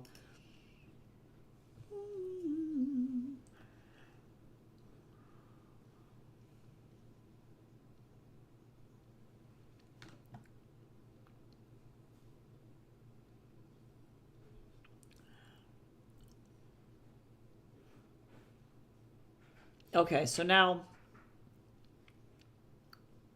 let me figure out. I need lots of dynamic shit. I would really love, like, I don't think he's gonna, he has no gun in this short, so I don't need to do any, like, gun poses or anything.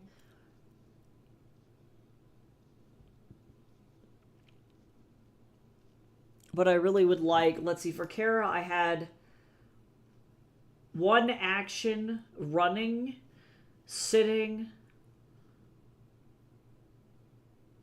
crouching, falling. So I might do that.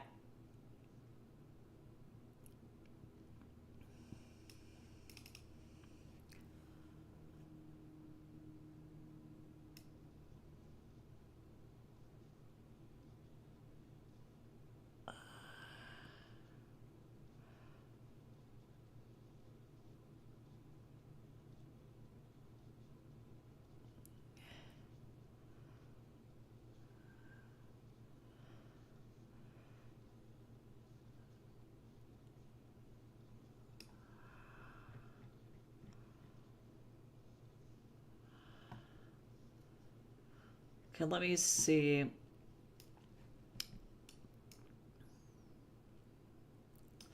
don't know if I like these too bad. Let me, actually, let me fucking figure out.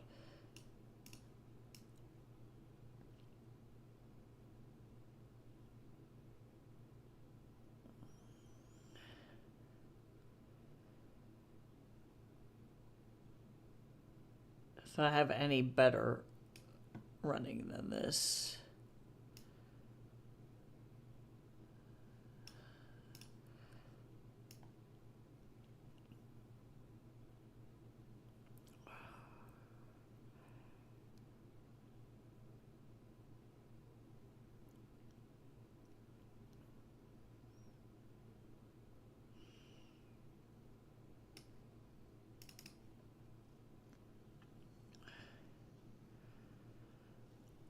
Let's see, because what did I say? We have running, sitting, crouching, falling.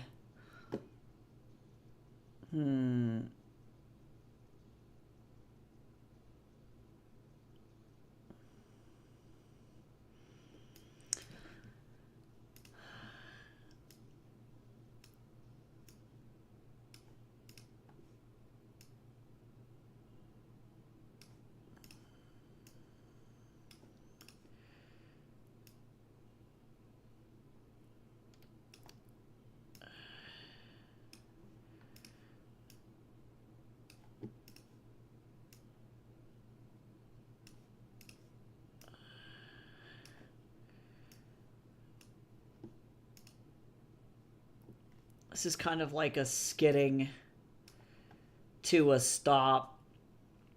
Let me spread these fingers a little bit more.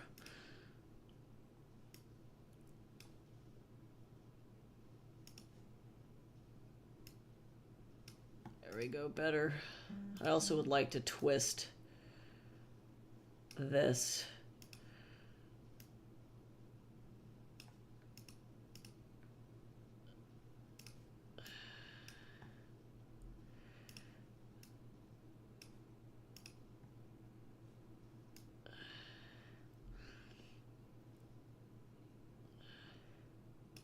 Sure. Okay, so let me get this pose in here. I'm just going to start aggregating these 4 poses.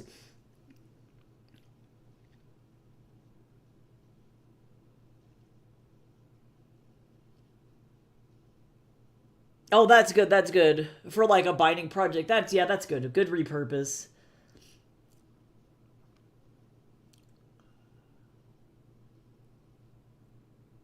Oh, nice. Hell yeah. That sounds like a good plan.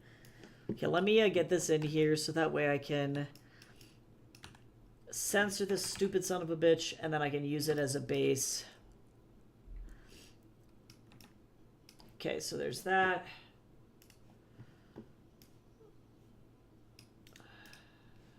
Hello?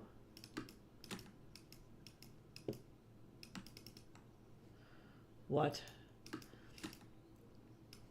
This thing zoomed to fucking Narnia. Alright. Let me see, I need some fun shit.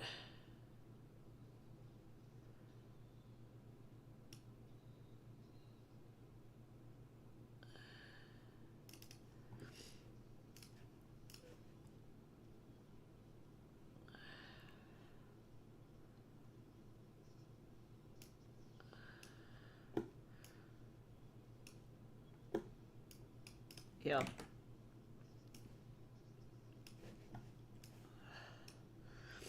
Okay. Oh, do we got another? Oh, don't forget a combo. I'm almost done with my Pon de Sal, but I'm really distracted, I guess. I don't really want to eat, but I will drink coffee. That was the most Nathan shit I could have ever fucking said my whole life. I don't really want to eat, but I'll drink coffee. I don't know why my tummy hurts. The only thing I've had to eat today is black coffee. I don't understand. Fucking A.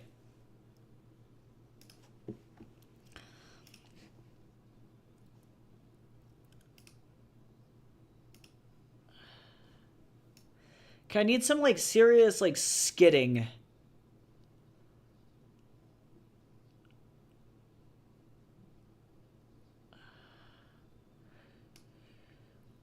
Rolo moves like he's playing baseball. Does that make sense?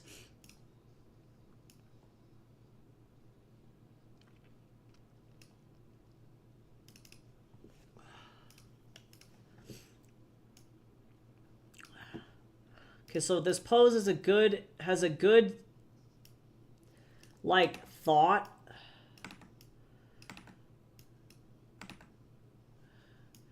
But not a good execution.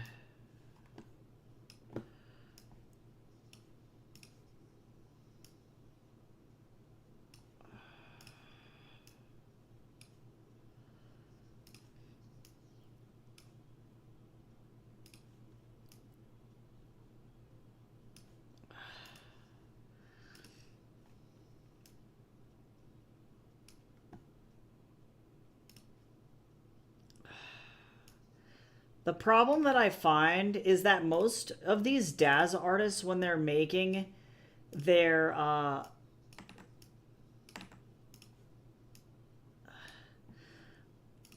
guess their poses, they don't think about contrapposto.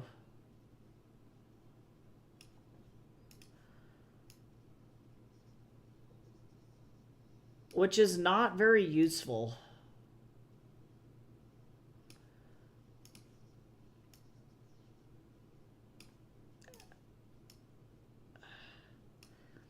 So I'm like, where is the balance?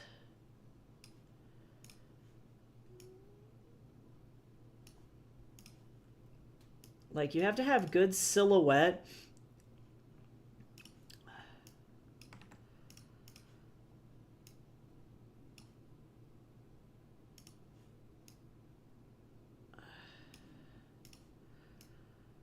I'm gonna need you to, like,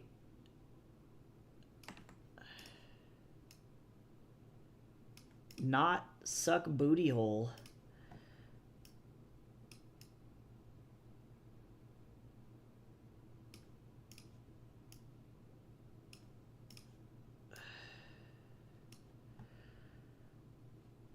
Let me see, I would like to move this way back.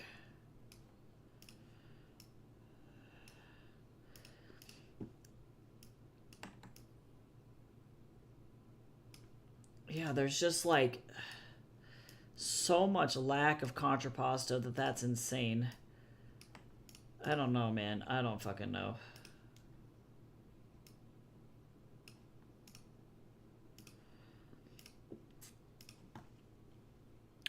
Not good. That was me in high school. Oh my god, we don't talk about Nathan, dude. If you were to ask Nathan Lamb circa the years 20 fucking 16 to about 2019, 2020, it's like, well, what is your diet? He's like, ensure protein shakes and black coffee. It's like, bro, are you dying? Yeah, Nathan's problem is that all he eats all day is black coffee. And then also Taco Bell on occasion.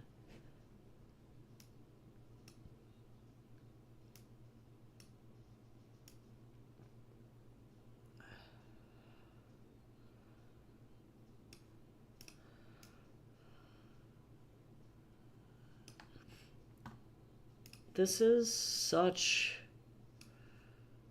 a fucking specific...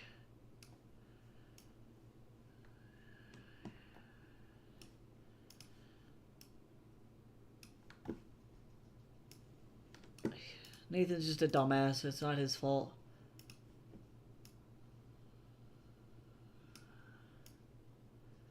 He's only kind of an idiot.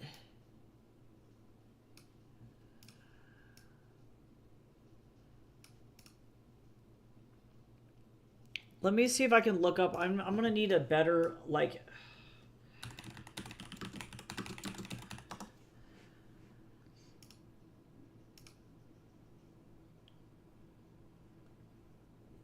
I need, like, a really specific...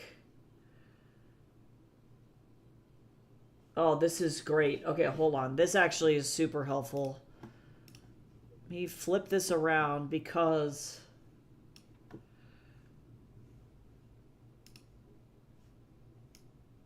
Let me see here.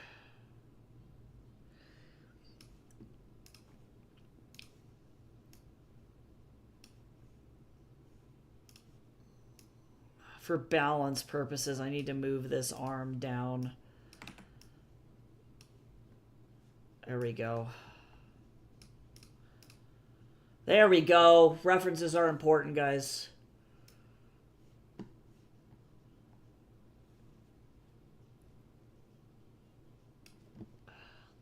Let me figure out where he's actually looking. Because if he's sliding this direction...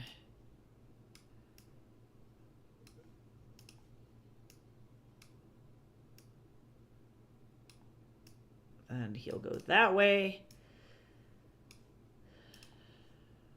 Let me figure out too.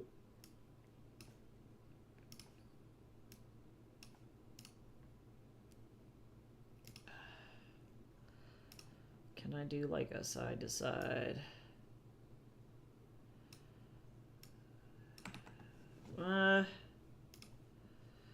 Actually...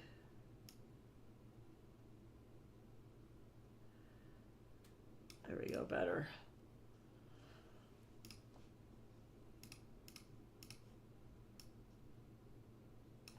There we go, better.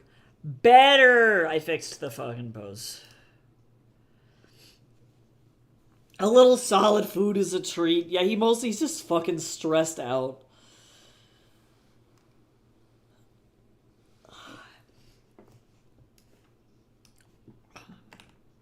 He's like, I work fucking 14-hour days and I do a lot of drugs. This is not my fault.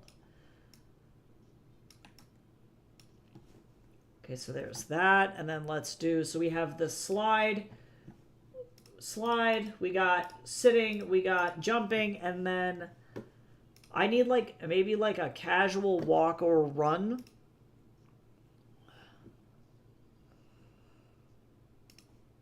Question mark?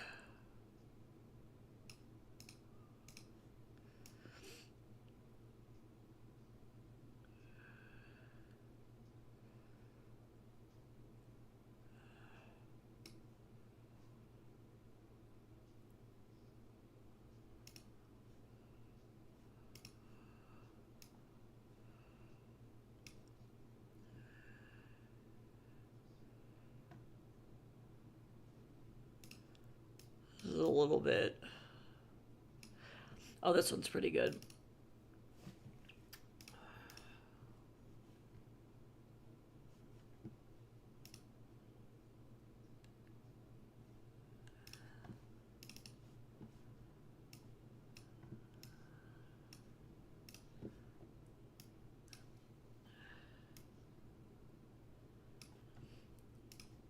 Yeah, there's just like no contrapposto. Just why?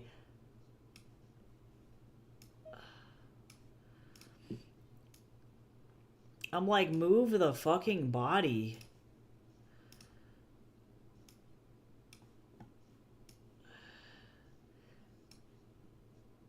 They're like, but why would I do that? Why would I have a super dramatic like pose when I can just have this person look like a stiff as shit Barbie?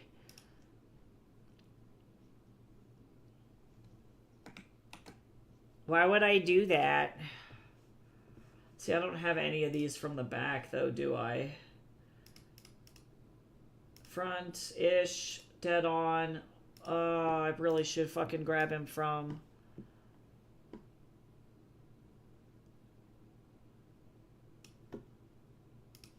the back.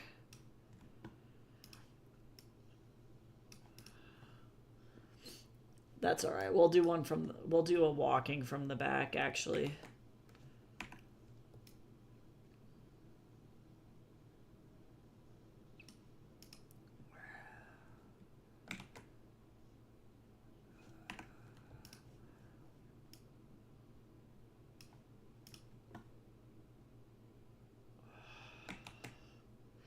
I don't even know. I need to try and figure out how to create this like glitch effect. I don't even think a sexually stick figure is enough. I think it's just T-posing Buzz Lightyear. I'm like, we have the ability to have these figures have really beautiful contrapposto, like, please.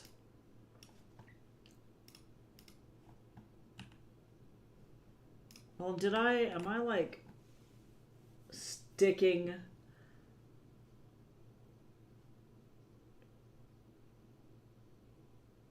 Well, then Dimitri just has a lot of like stiff poses. We'll see. We'll see how all these poses end up on the sheet at the end of the day.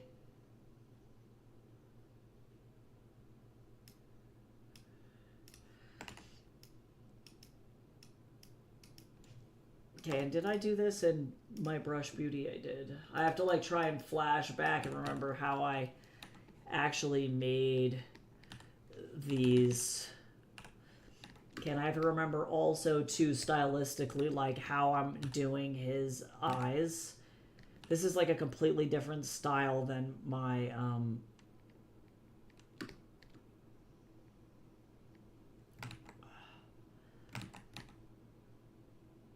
my typical work, so it's more difficult.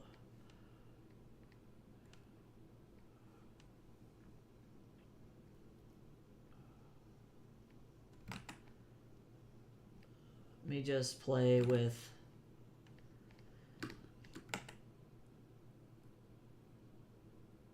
thing is like I can't flip to the side because I'm afraid. And I'm like, oh god.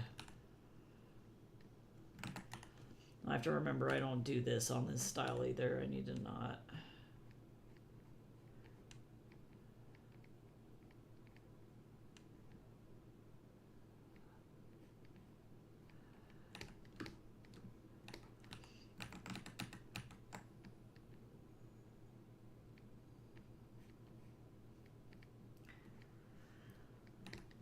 Wattpad is doing a novella contest, and I'm trying to figure out. It's like the prompt is like spring, and I'm trying to figure out if I can like fucking shoehorn Liz's novella into the contest, you know, and just kind of like, I don't know, you know what I'm saying? I'm like, can I shoehorn this so that way if I'm already writing this, do I have to do something new?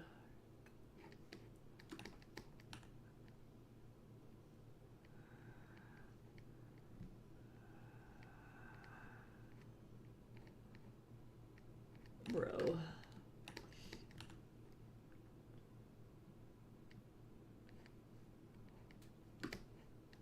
Fucking Rollo, dude.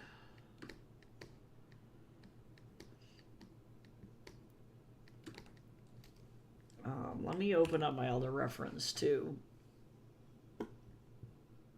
This is exactly why we make all these fucking turnarounds and shit. This is the last big character piece for this, and then I can move on to like environments and props, which is kind of fun.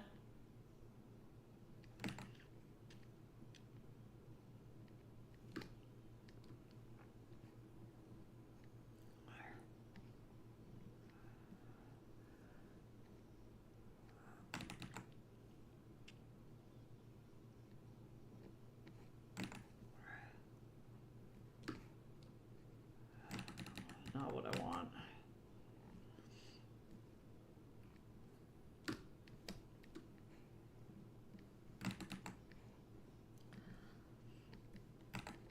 Yep.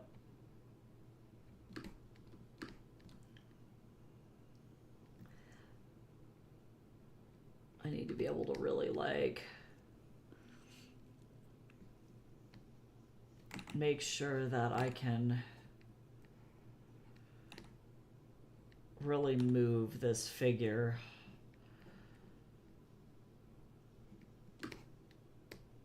And fucking throw his hat halfway to hell.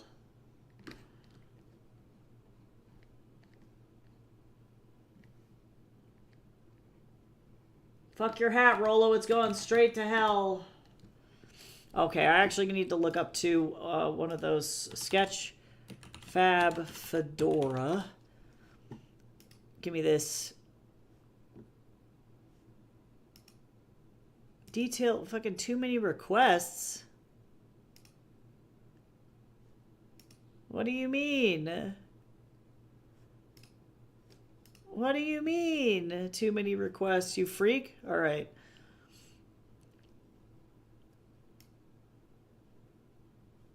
Let's see if this thing is flying and it was on his head like that. Let me move Rollo out of the way. Get out of here.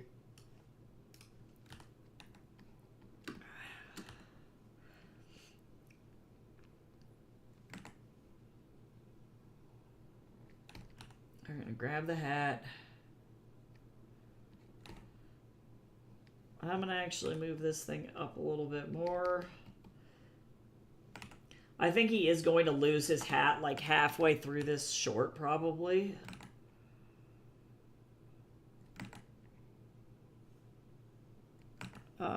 Yeah.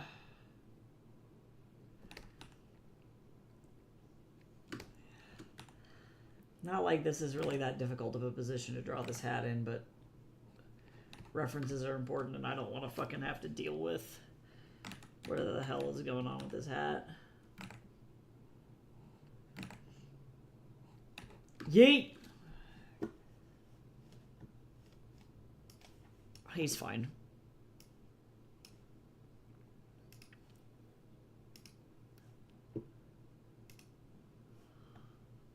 All right.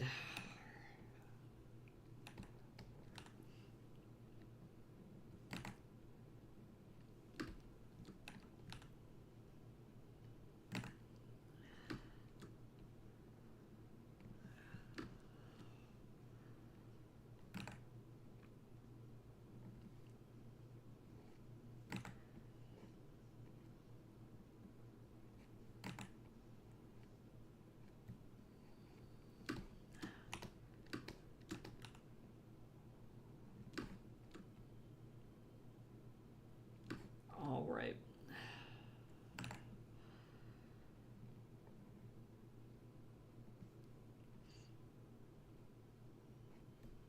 I really need to also apply for jobs as well.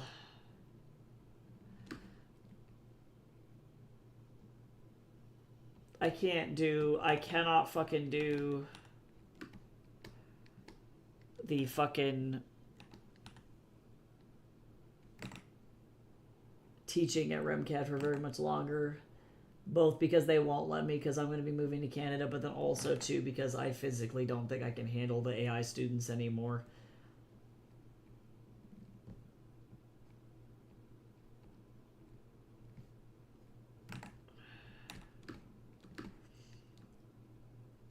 I can't do it.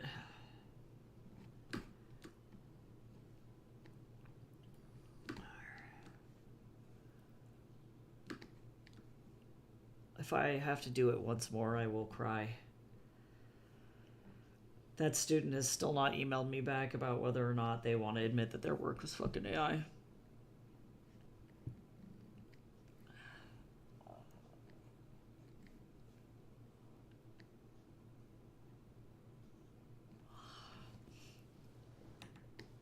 Yeah, I hope I can find work at a studio. That would be the ideal.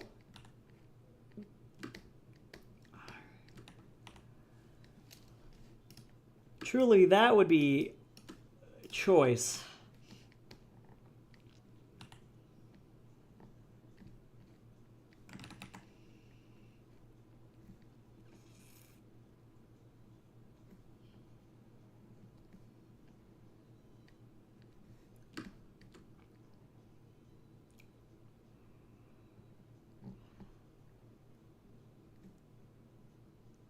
That way they won't kick me out of Canada too. That would be ideal.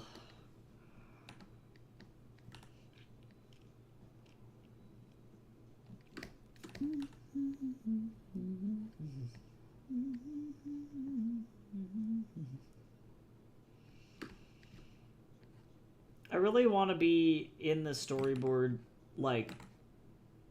or previs industry here.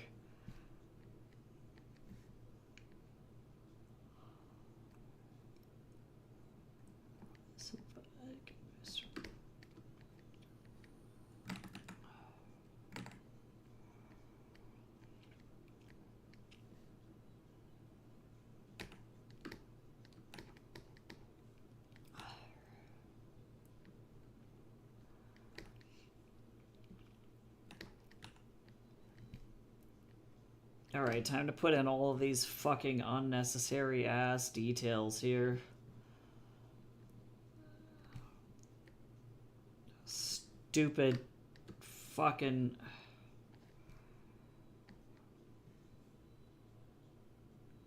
This is somehow all Rollo's fault.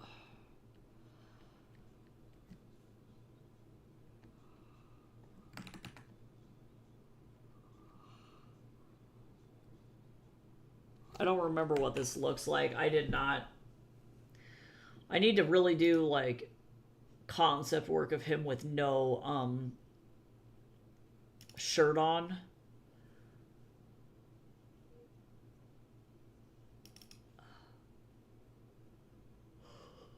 This is really old art. Not, super, super old, but really old.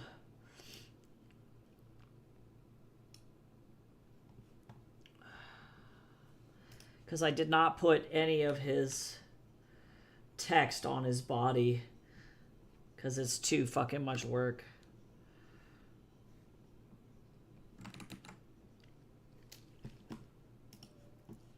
I just need him to nod, and then, like, okay, there's the eye.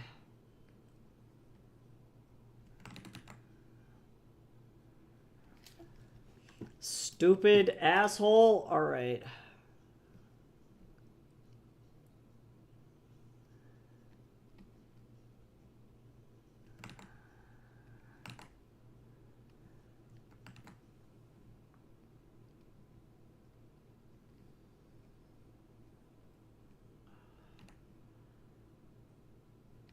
There we go.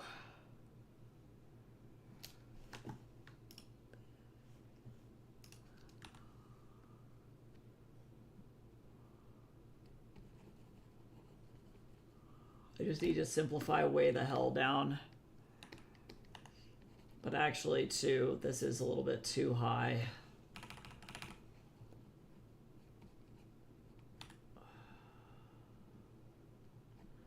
Damn it, Rolo.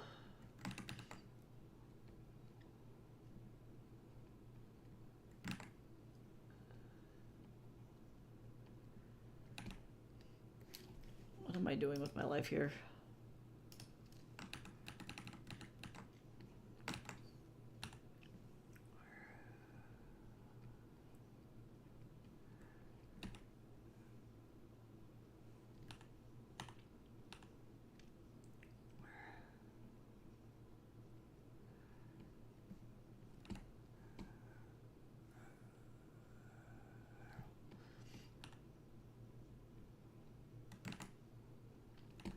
Sure. Sure. Sure.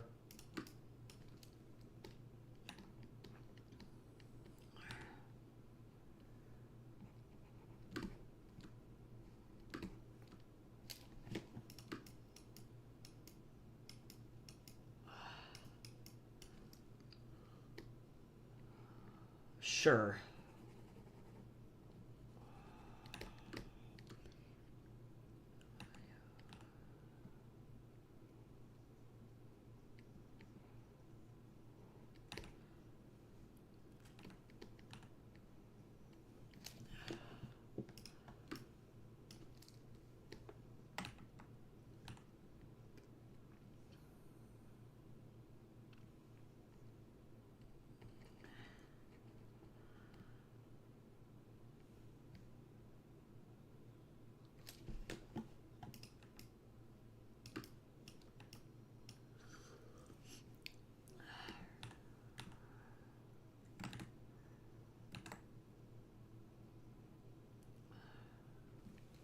I wish that my nose would stop dripping. My body is like really going through it. And I'm very much done.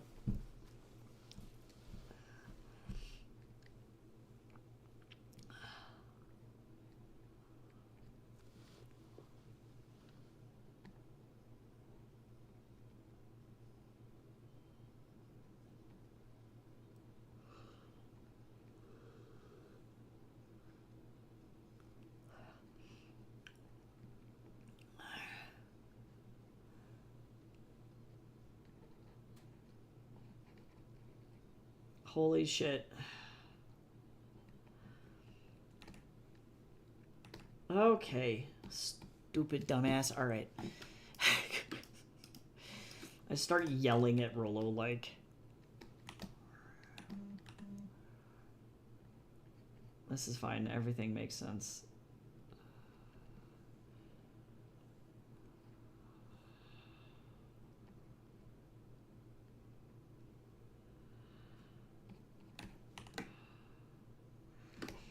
This is somehow all his fault.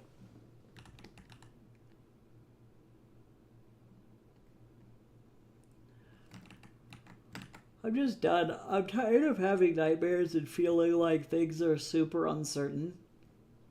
And that I'm just tired, you know?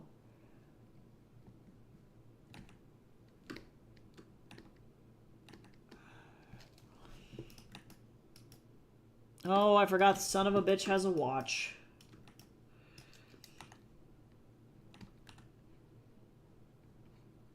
There we go. Okay, so let's see. We got...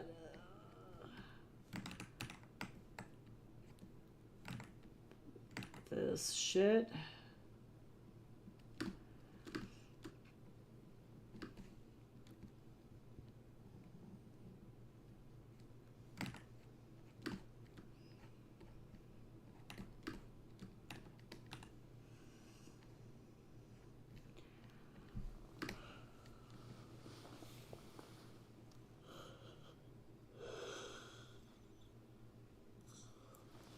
I think I'm gonna have cup noodles for lunch today.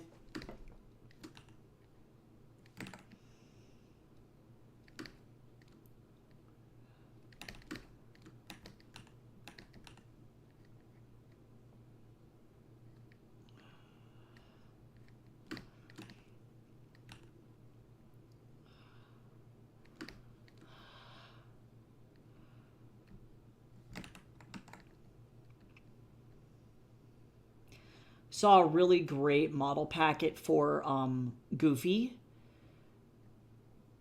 from 1937, I think, the other day, and I really should, like,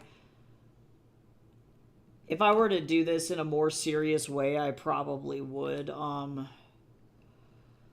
make my model packet more like that. They had, like, Goofy, like, his whole face had like a nice breakdown on it.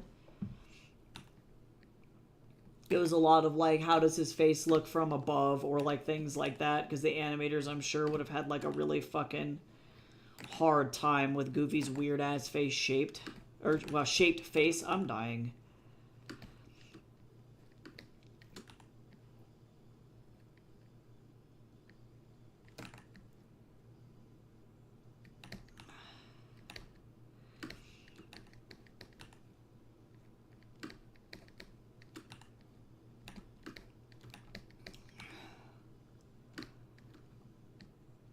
Alright, let me think about this shoe.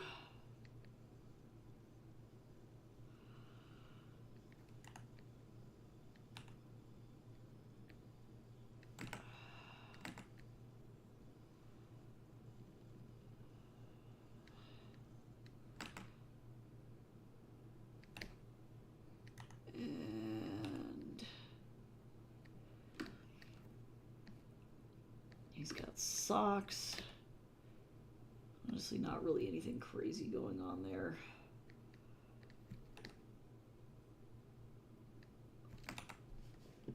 Let me do also two, because I have the ability to do this.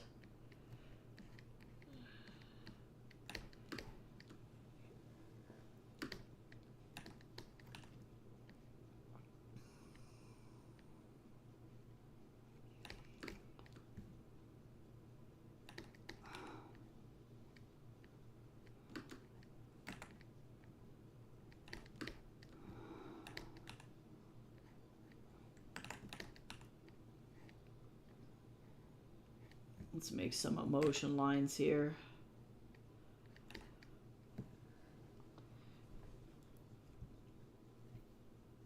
And I wonder if I can do like a filter, blur, motion blur.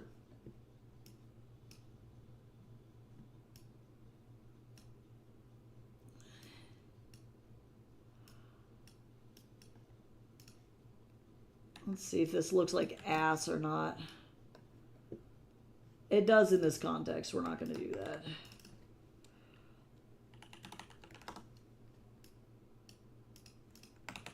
Alright, so that's pretty good though.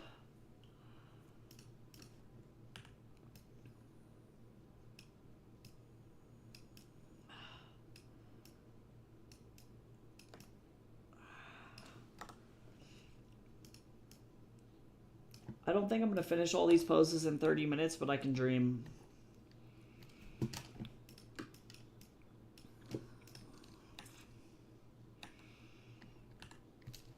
Let me open up my hat again.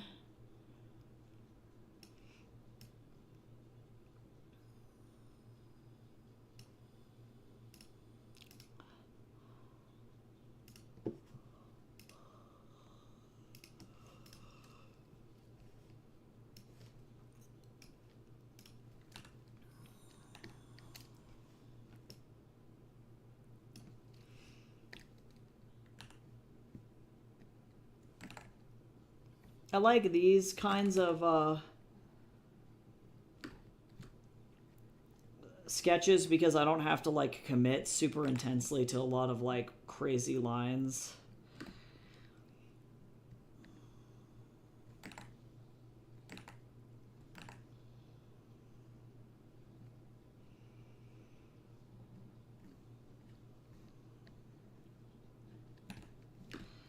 I can just, yeah, vibe.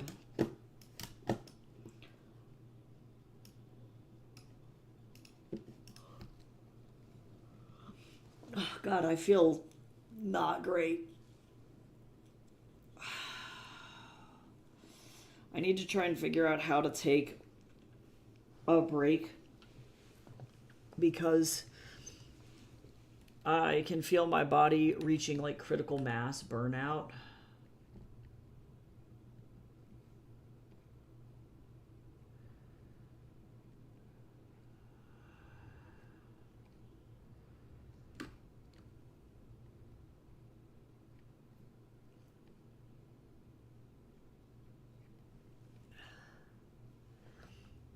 And I do not like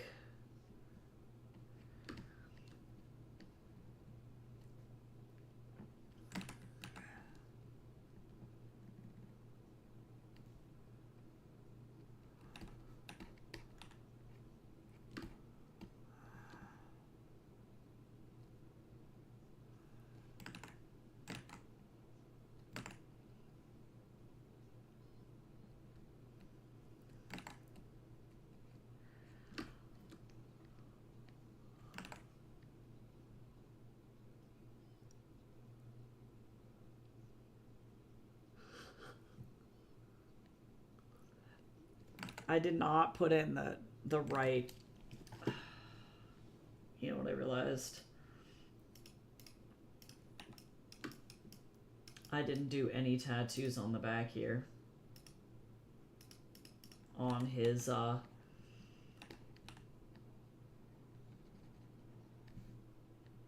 hips.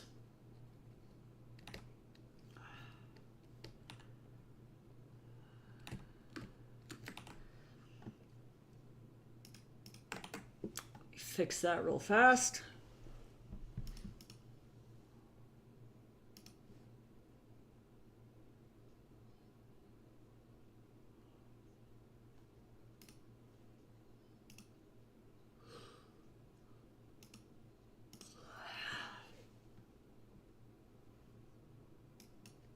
I wish that I could just like take a long like 2-week vacation.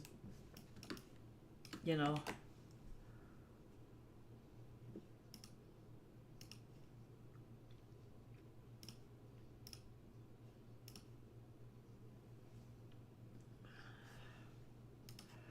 Oh, it's like I can't save this document because it's open. I'm like, I'm sorry.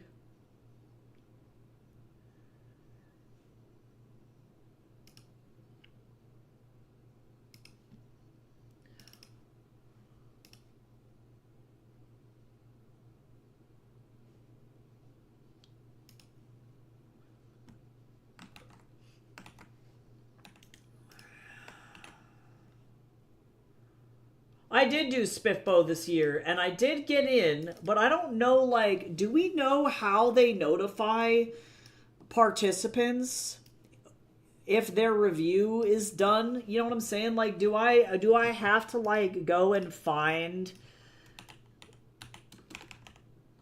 like, the person's, because I followed them on TikTok, but I know, like, I don't pay attention to that shit. I am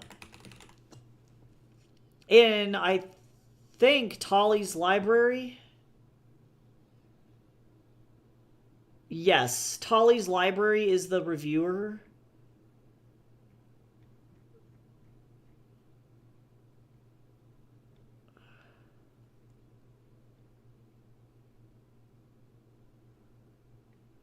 So that's where I'm at.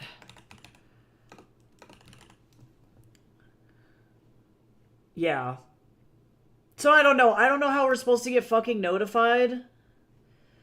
Yeah, I have literally no clue. And looking at her TikTok, it looks like she hasn't done... I know she made one Spiffbo video so far. And then it was announcing that she was a judge. And I was...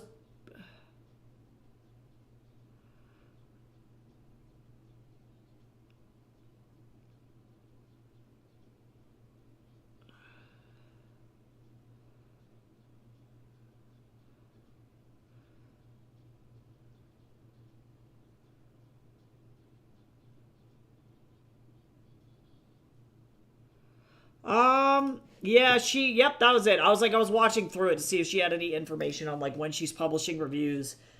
And I'm like, I think that she just is kind of going rogue whenever she feels like she needs to. So I'm just gonna vibe.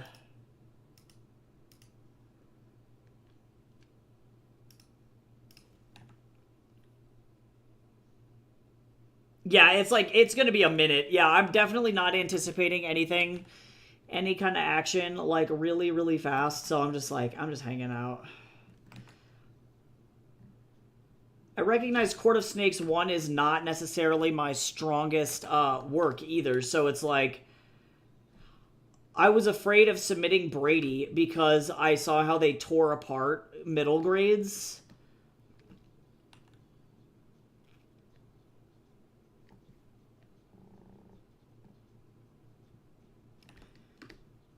And I'm scared, right? And it sucks, because middle grade I feel like is my strongest shit. But then also, I'm like, I don't know.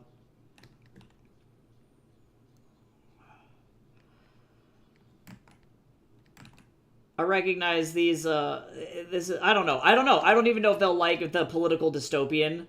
Court of Snakes 2 is definitely way stronger. Like, way stronger.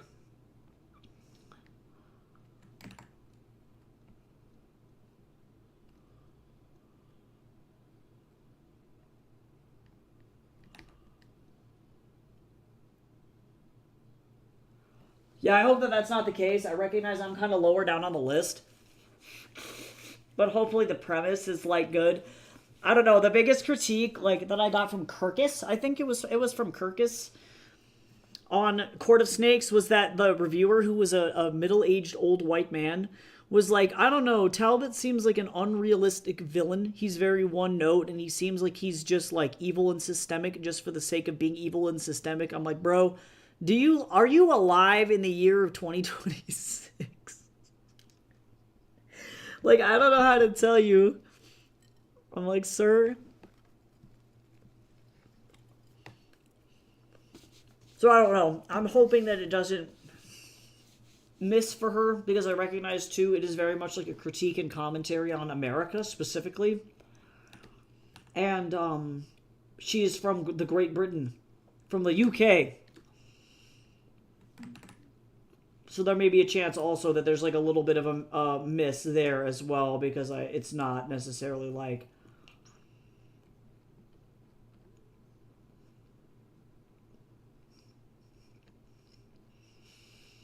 Honestly, I'm like, let them fucking hate me. From what I've seen, and honestly from what Q's experience was, knowing that, like, half of the fucking reviewers don't even read the books all the way through and then just start randomly leaving reviews is also kind of discouraging to me.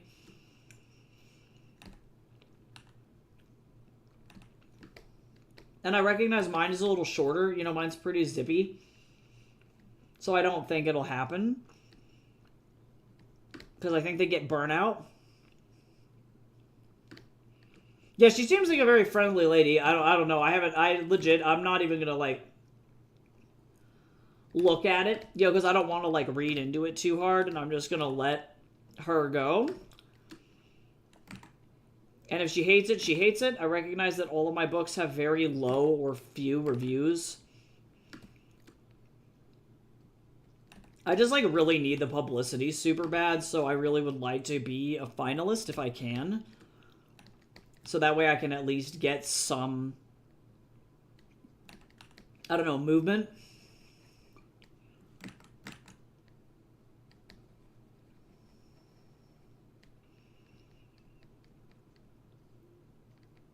We'll see how it goes.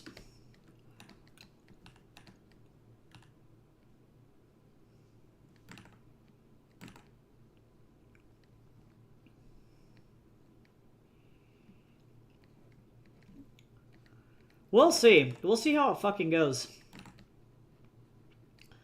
I feel like I'm very, also, I recognize, super jaded over, rewards competitions, or, like, award competitions as well.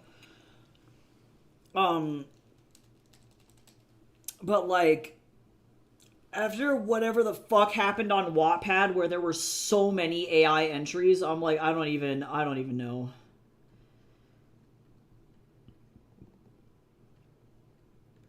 Holy shit, that was bad. Not to say that the Spitbo entrants will do AI, but there was some indication last year that with the finalists, like, I looked at some of the reviews and I was like, I think that you put the manuscript into ChatGPT and had it summarize it for you, or you read, like, barely into it and then you didn't finish it. Because it is very clear that you did not read the entire thing or even understand what the fuck the book was about. So I'm like,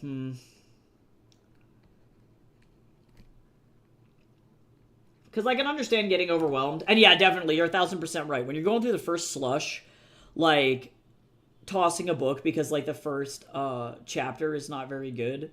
It's like, I don't know. I don't know what the submission standards are for Spitbo, truly. Like, I know that my work is clean and professional, but I do imagine that they get some that are, like, grammatical, like, not proofread nightmares, and then, you know, you just toss that one immediately and just go, hey, sorry, it just wasn't, like, it was not polished enough, you know.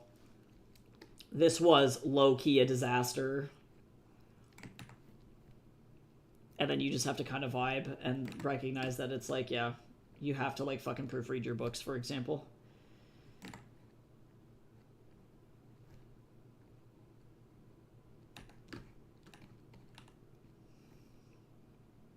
So I'm sure that that happens to them a lot.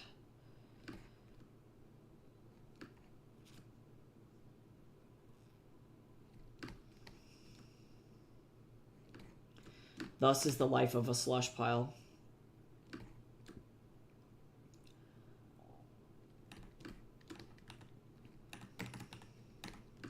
I'm realizing that I think that the reason, too, the more that I am sitting in it, the more obvious it becomes that I think the reason I'm getting passed up for queries as well is not because my work is bad, but it's because I don't have enough social media followers, so that's fine.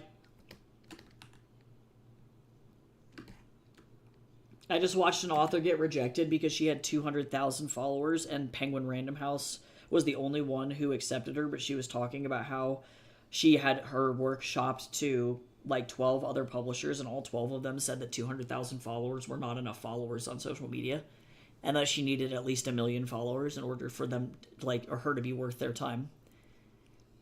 And I'm like, that's fun. I love that that's the market right now. They just don't really want to take risks on people who don't already have a following because it's too risky for them. So I'm just going to kind of vibe.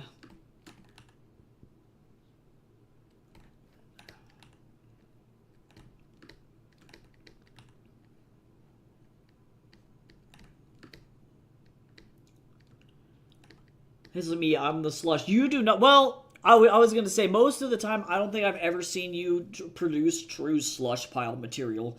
You do not know the horrors that I have seen. You got the occasional typo, but when I say I've seen shit that is literally unreadable, I really do mean that.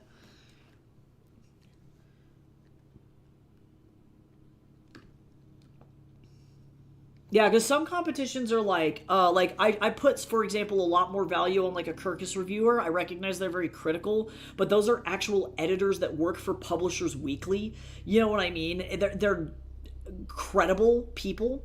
And while I'm really proud to say that most of my books have readers' favorite 5-star awards, you know, that's really cool. But those are just regular fucking volunteers. You know, they're just random reviewers, and you just so happen to pay them money to get a little sticker that says, yes, this is a 5-star book.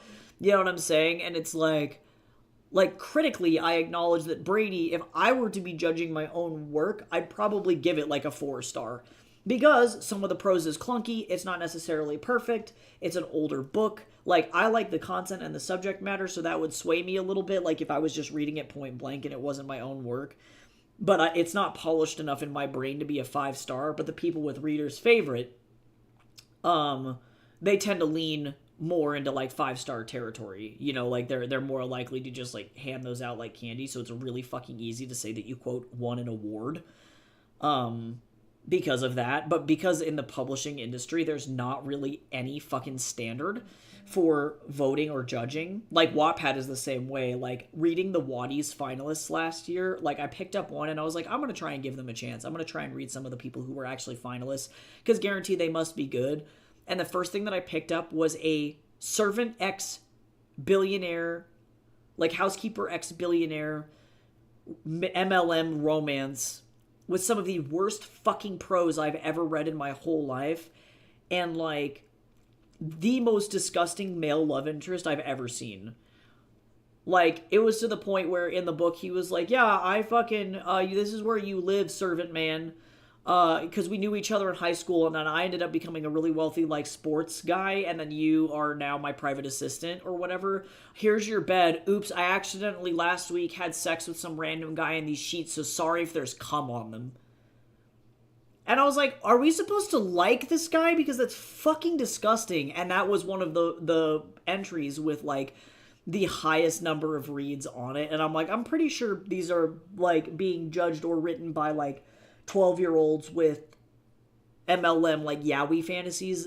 You know, it became very clear that it's like there are some of there were some of them, to be fair, in there that were very, very good, but Wattpad seemed to care more about the it factor, the popularity of the subject matter, over the actual quality of the manuscript.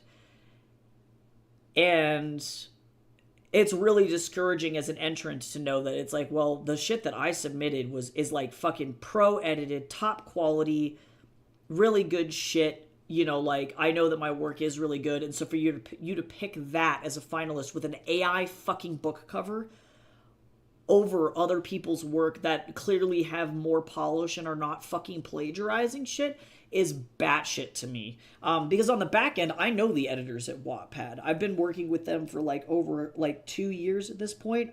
They haven't revamped the creators or like the Wattpad creators like program, and I don't know if they ever will. Like, it may be to the point where they don't ever revive that. I don't know. But like, the editors are good people. They have good taste in books. They know what the fuck is going on. But the fact that even they missed like AI book covers, I'm like, that's sad. So a lot of these contests are what I would call, gently to use the word, rigged, in the sense that like they actually mean nothing, you know.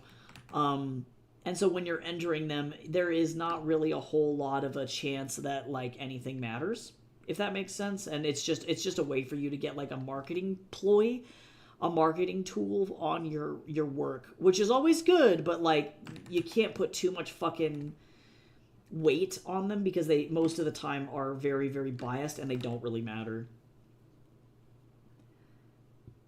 I had an indie friend who wanted me to read their book, and it was legit written like the Bible. Oh, fuck. Oh, no. Yeah, that's rough. No, I picked up an indie from a bookstore. It was like a pity trade, and I don't normally read Fated Maid's romances, and I left this girl a 3-star review, and I made it clear that I DNF'd after the first 50 pages, but I was like, effectively, like, as an editor, this has so many errors in it that I physically can't finish it.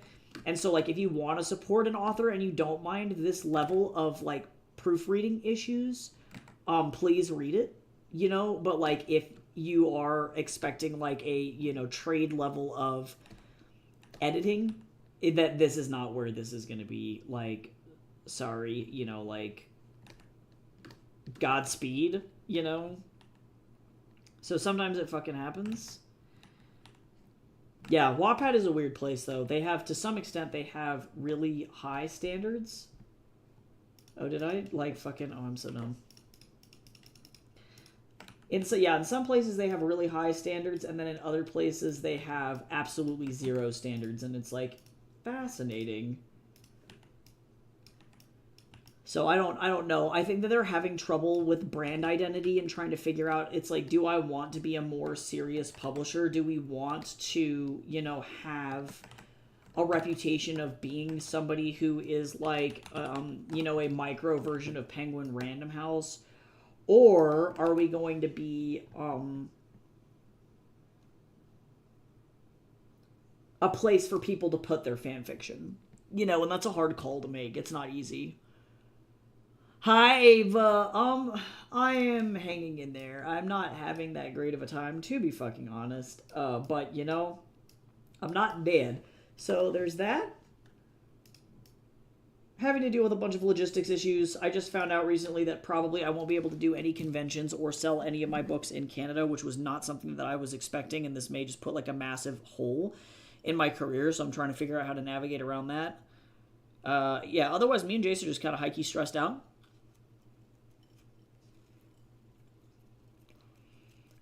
Yeah, even some of the finalists for Spitbo weren't it for me. I liked Q's, of course. Oh yeah, fucking his Hisvakak is fucking amazing. There were some that were just rough in execution. Some I skipped since they didn't sound like my thing. Yeah, and I'm like, for me, because this is self-published, I'm like, okay, if they're a little rough, I ain't worried about it. Right? A little crispy, we can deal with that. Not everything. To quote Steven Universe, if every pork chop were perfect, we wouldn't have hot dogs, right? That I can understand, but as soon as I open it up and it's like, there's like maybe like anywhere between 30 to 40 typos per page, it's like, I legit physically can't read this. Like, whoo boy. Why is Canada giving you trouble? Okay, so the long and short of it is that, funny fact about how, if you want to flee to Canada, by the way, they let Americans just sit there for 6 months before kicking you out. So if you ever need a 6-month fucking vacation and you can afford to stay in an Airbnb and work remote, just do it. Yeah, you don't even need a visa. You can just fucking go for it. So that's kind of cool. But on the downside, that means that if you're there, you have to apply for like a visitor's record after that 6 months, right? Because they want to understand why you're in Canada, right? And so that's as simple as, that's really no biggie. That's as simple as me being like, hey, I work a 100% remote job. Here's a letter from my boss saying that I do work for him.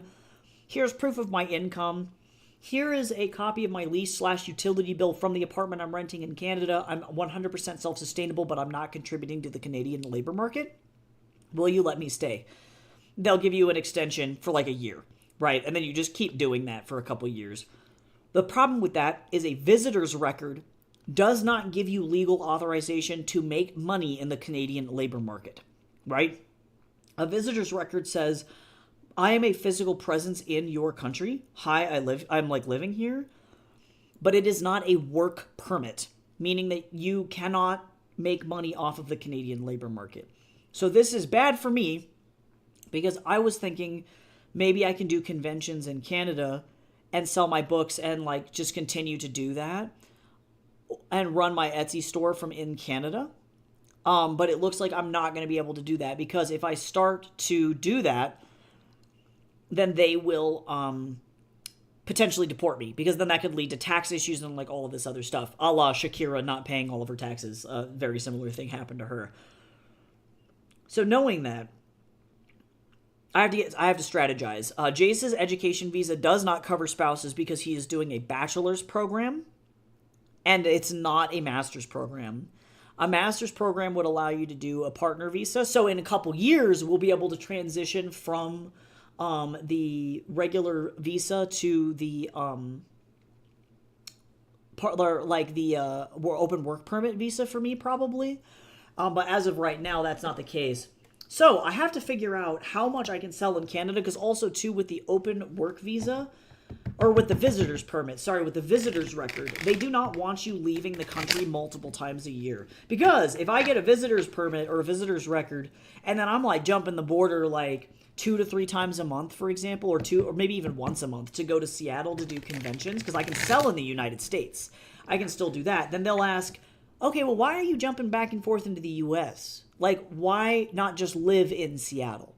You don't need a visitor's record go ahead and go back to the US, right? So I can't do that unless I want to get kicked out, which is not what I fucking want. And I cannot afford to live in Seattle by myself. So I have to figure out how much I can sell, what I can do, or what kind of visa I need in order to be able to do that temporarily, and apply for that. Because if I can apply for example, for a work permit for myself and be like, hey, I am an entrepreneur, I'm living here, and I'm self-employed, can I apply for a work permit?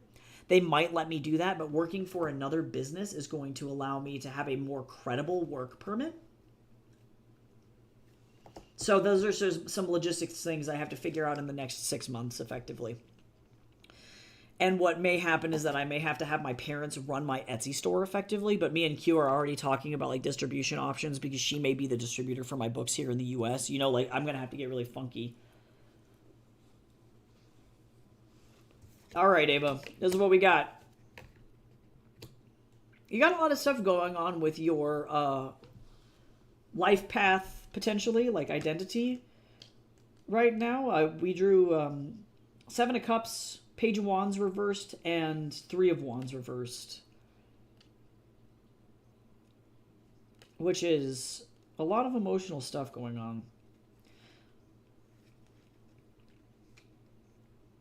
on. Things pretty recently have made you feel like, or maybe in like the last couple months have like made you lose your cool. There's a lot of emotional shit going on and you feel like you're literally walking on like a tightrope. And it's not a very comfortable place to be. And you've been trying to like reevaluate where you are, or maybe even reconnecting with people that you used to know to try and like get some comfort out of the situation, but it still feels like a very tricky emotional situation to be in. And that has led to, let's see. That's led to you feeling like you're being caught between like a million people all at the same time. And so now it's like, uh-oh, everybody wants things done right now, and it's really, really stressful. And so now you're feeling pressured, which is not fun. So something to consider in order to get through the situation is to just stop struggling, take a deep breath, back it up, stay focused, and don't be intimidated by other people who are kind of pushing you around emotionally or bullying you into doing one thing or another. Asking questions, covering all your bases, and then ultimately like clearly defining what you want out of the situation will help like rectify the potential emotional muddiness or like whatever weird pushiness is coming from those people, if that makes sense.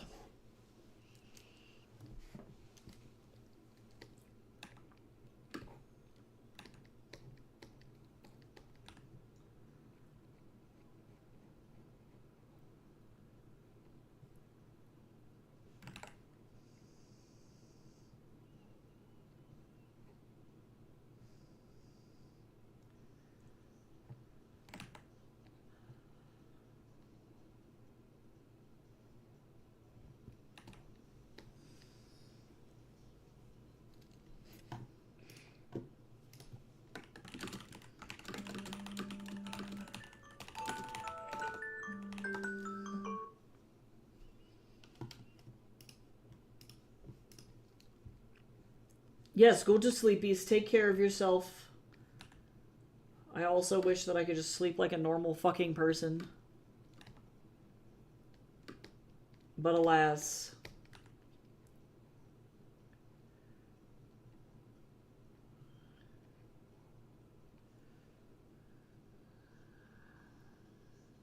I hope you have a good sleepy, though.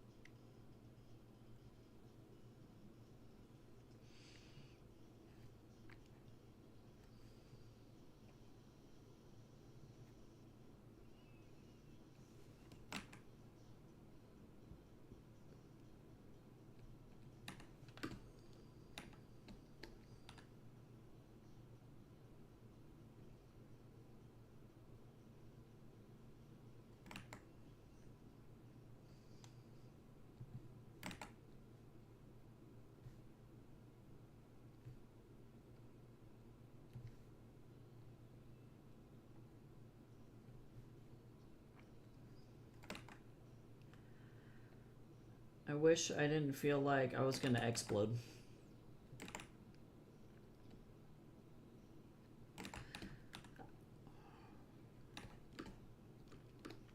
On the plus side, I went to go to the eye doctor people, and I asked them if they could laser beam my eyeballs, and they said that they can indeed laser beam my eyeballs.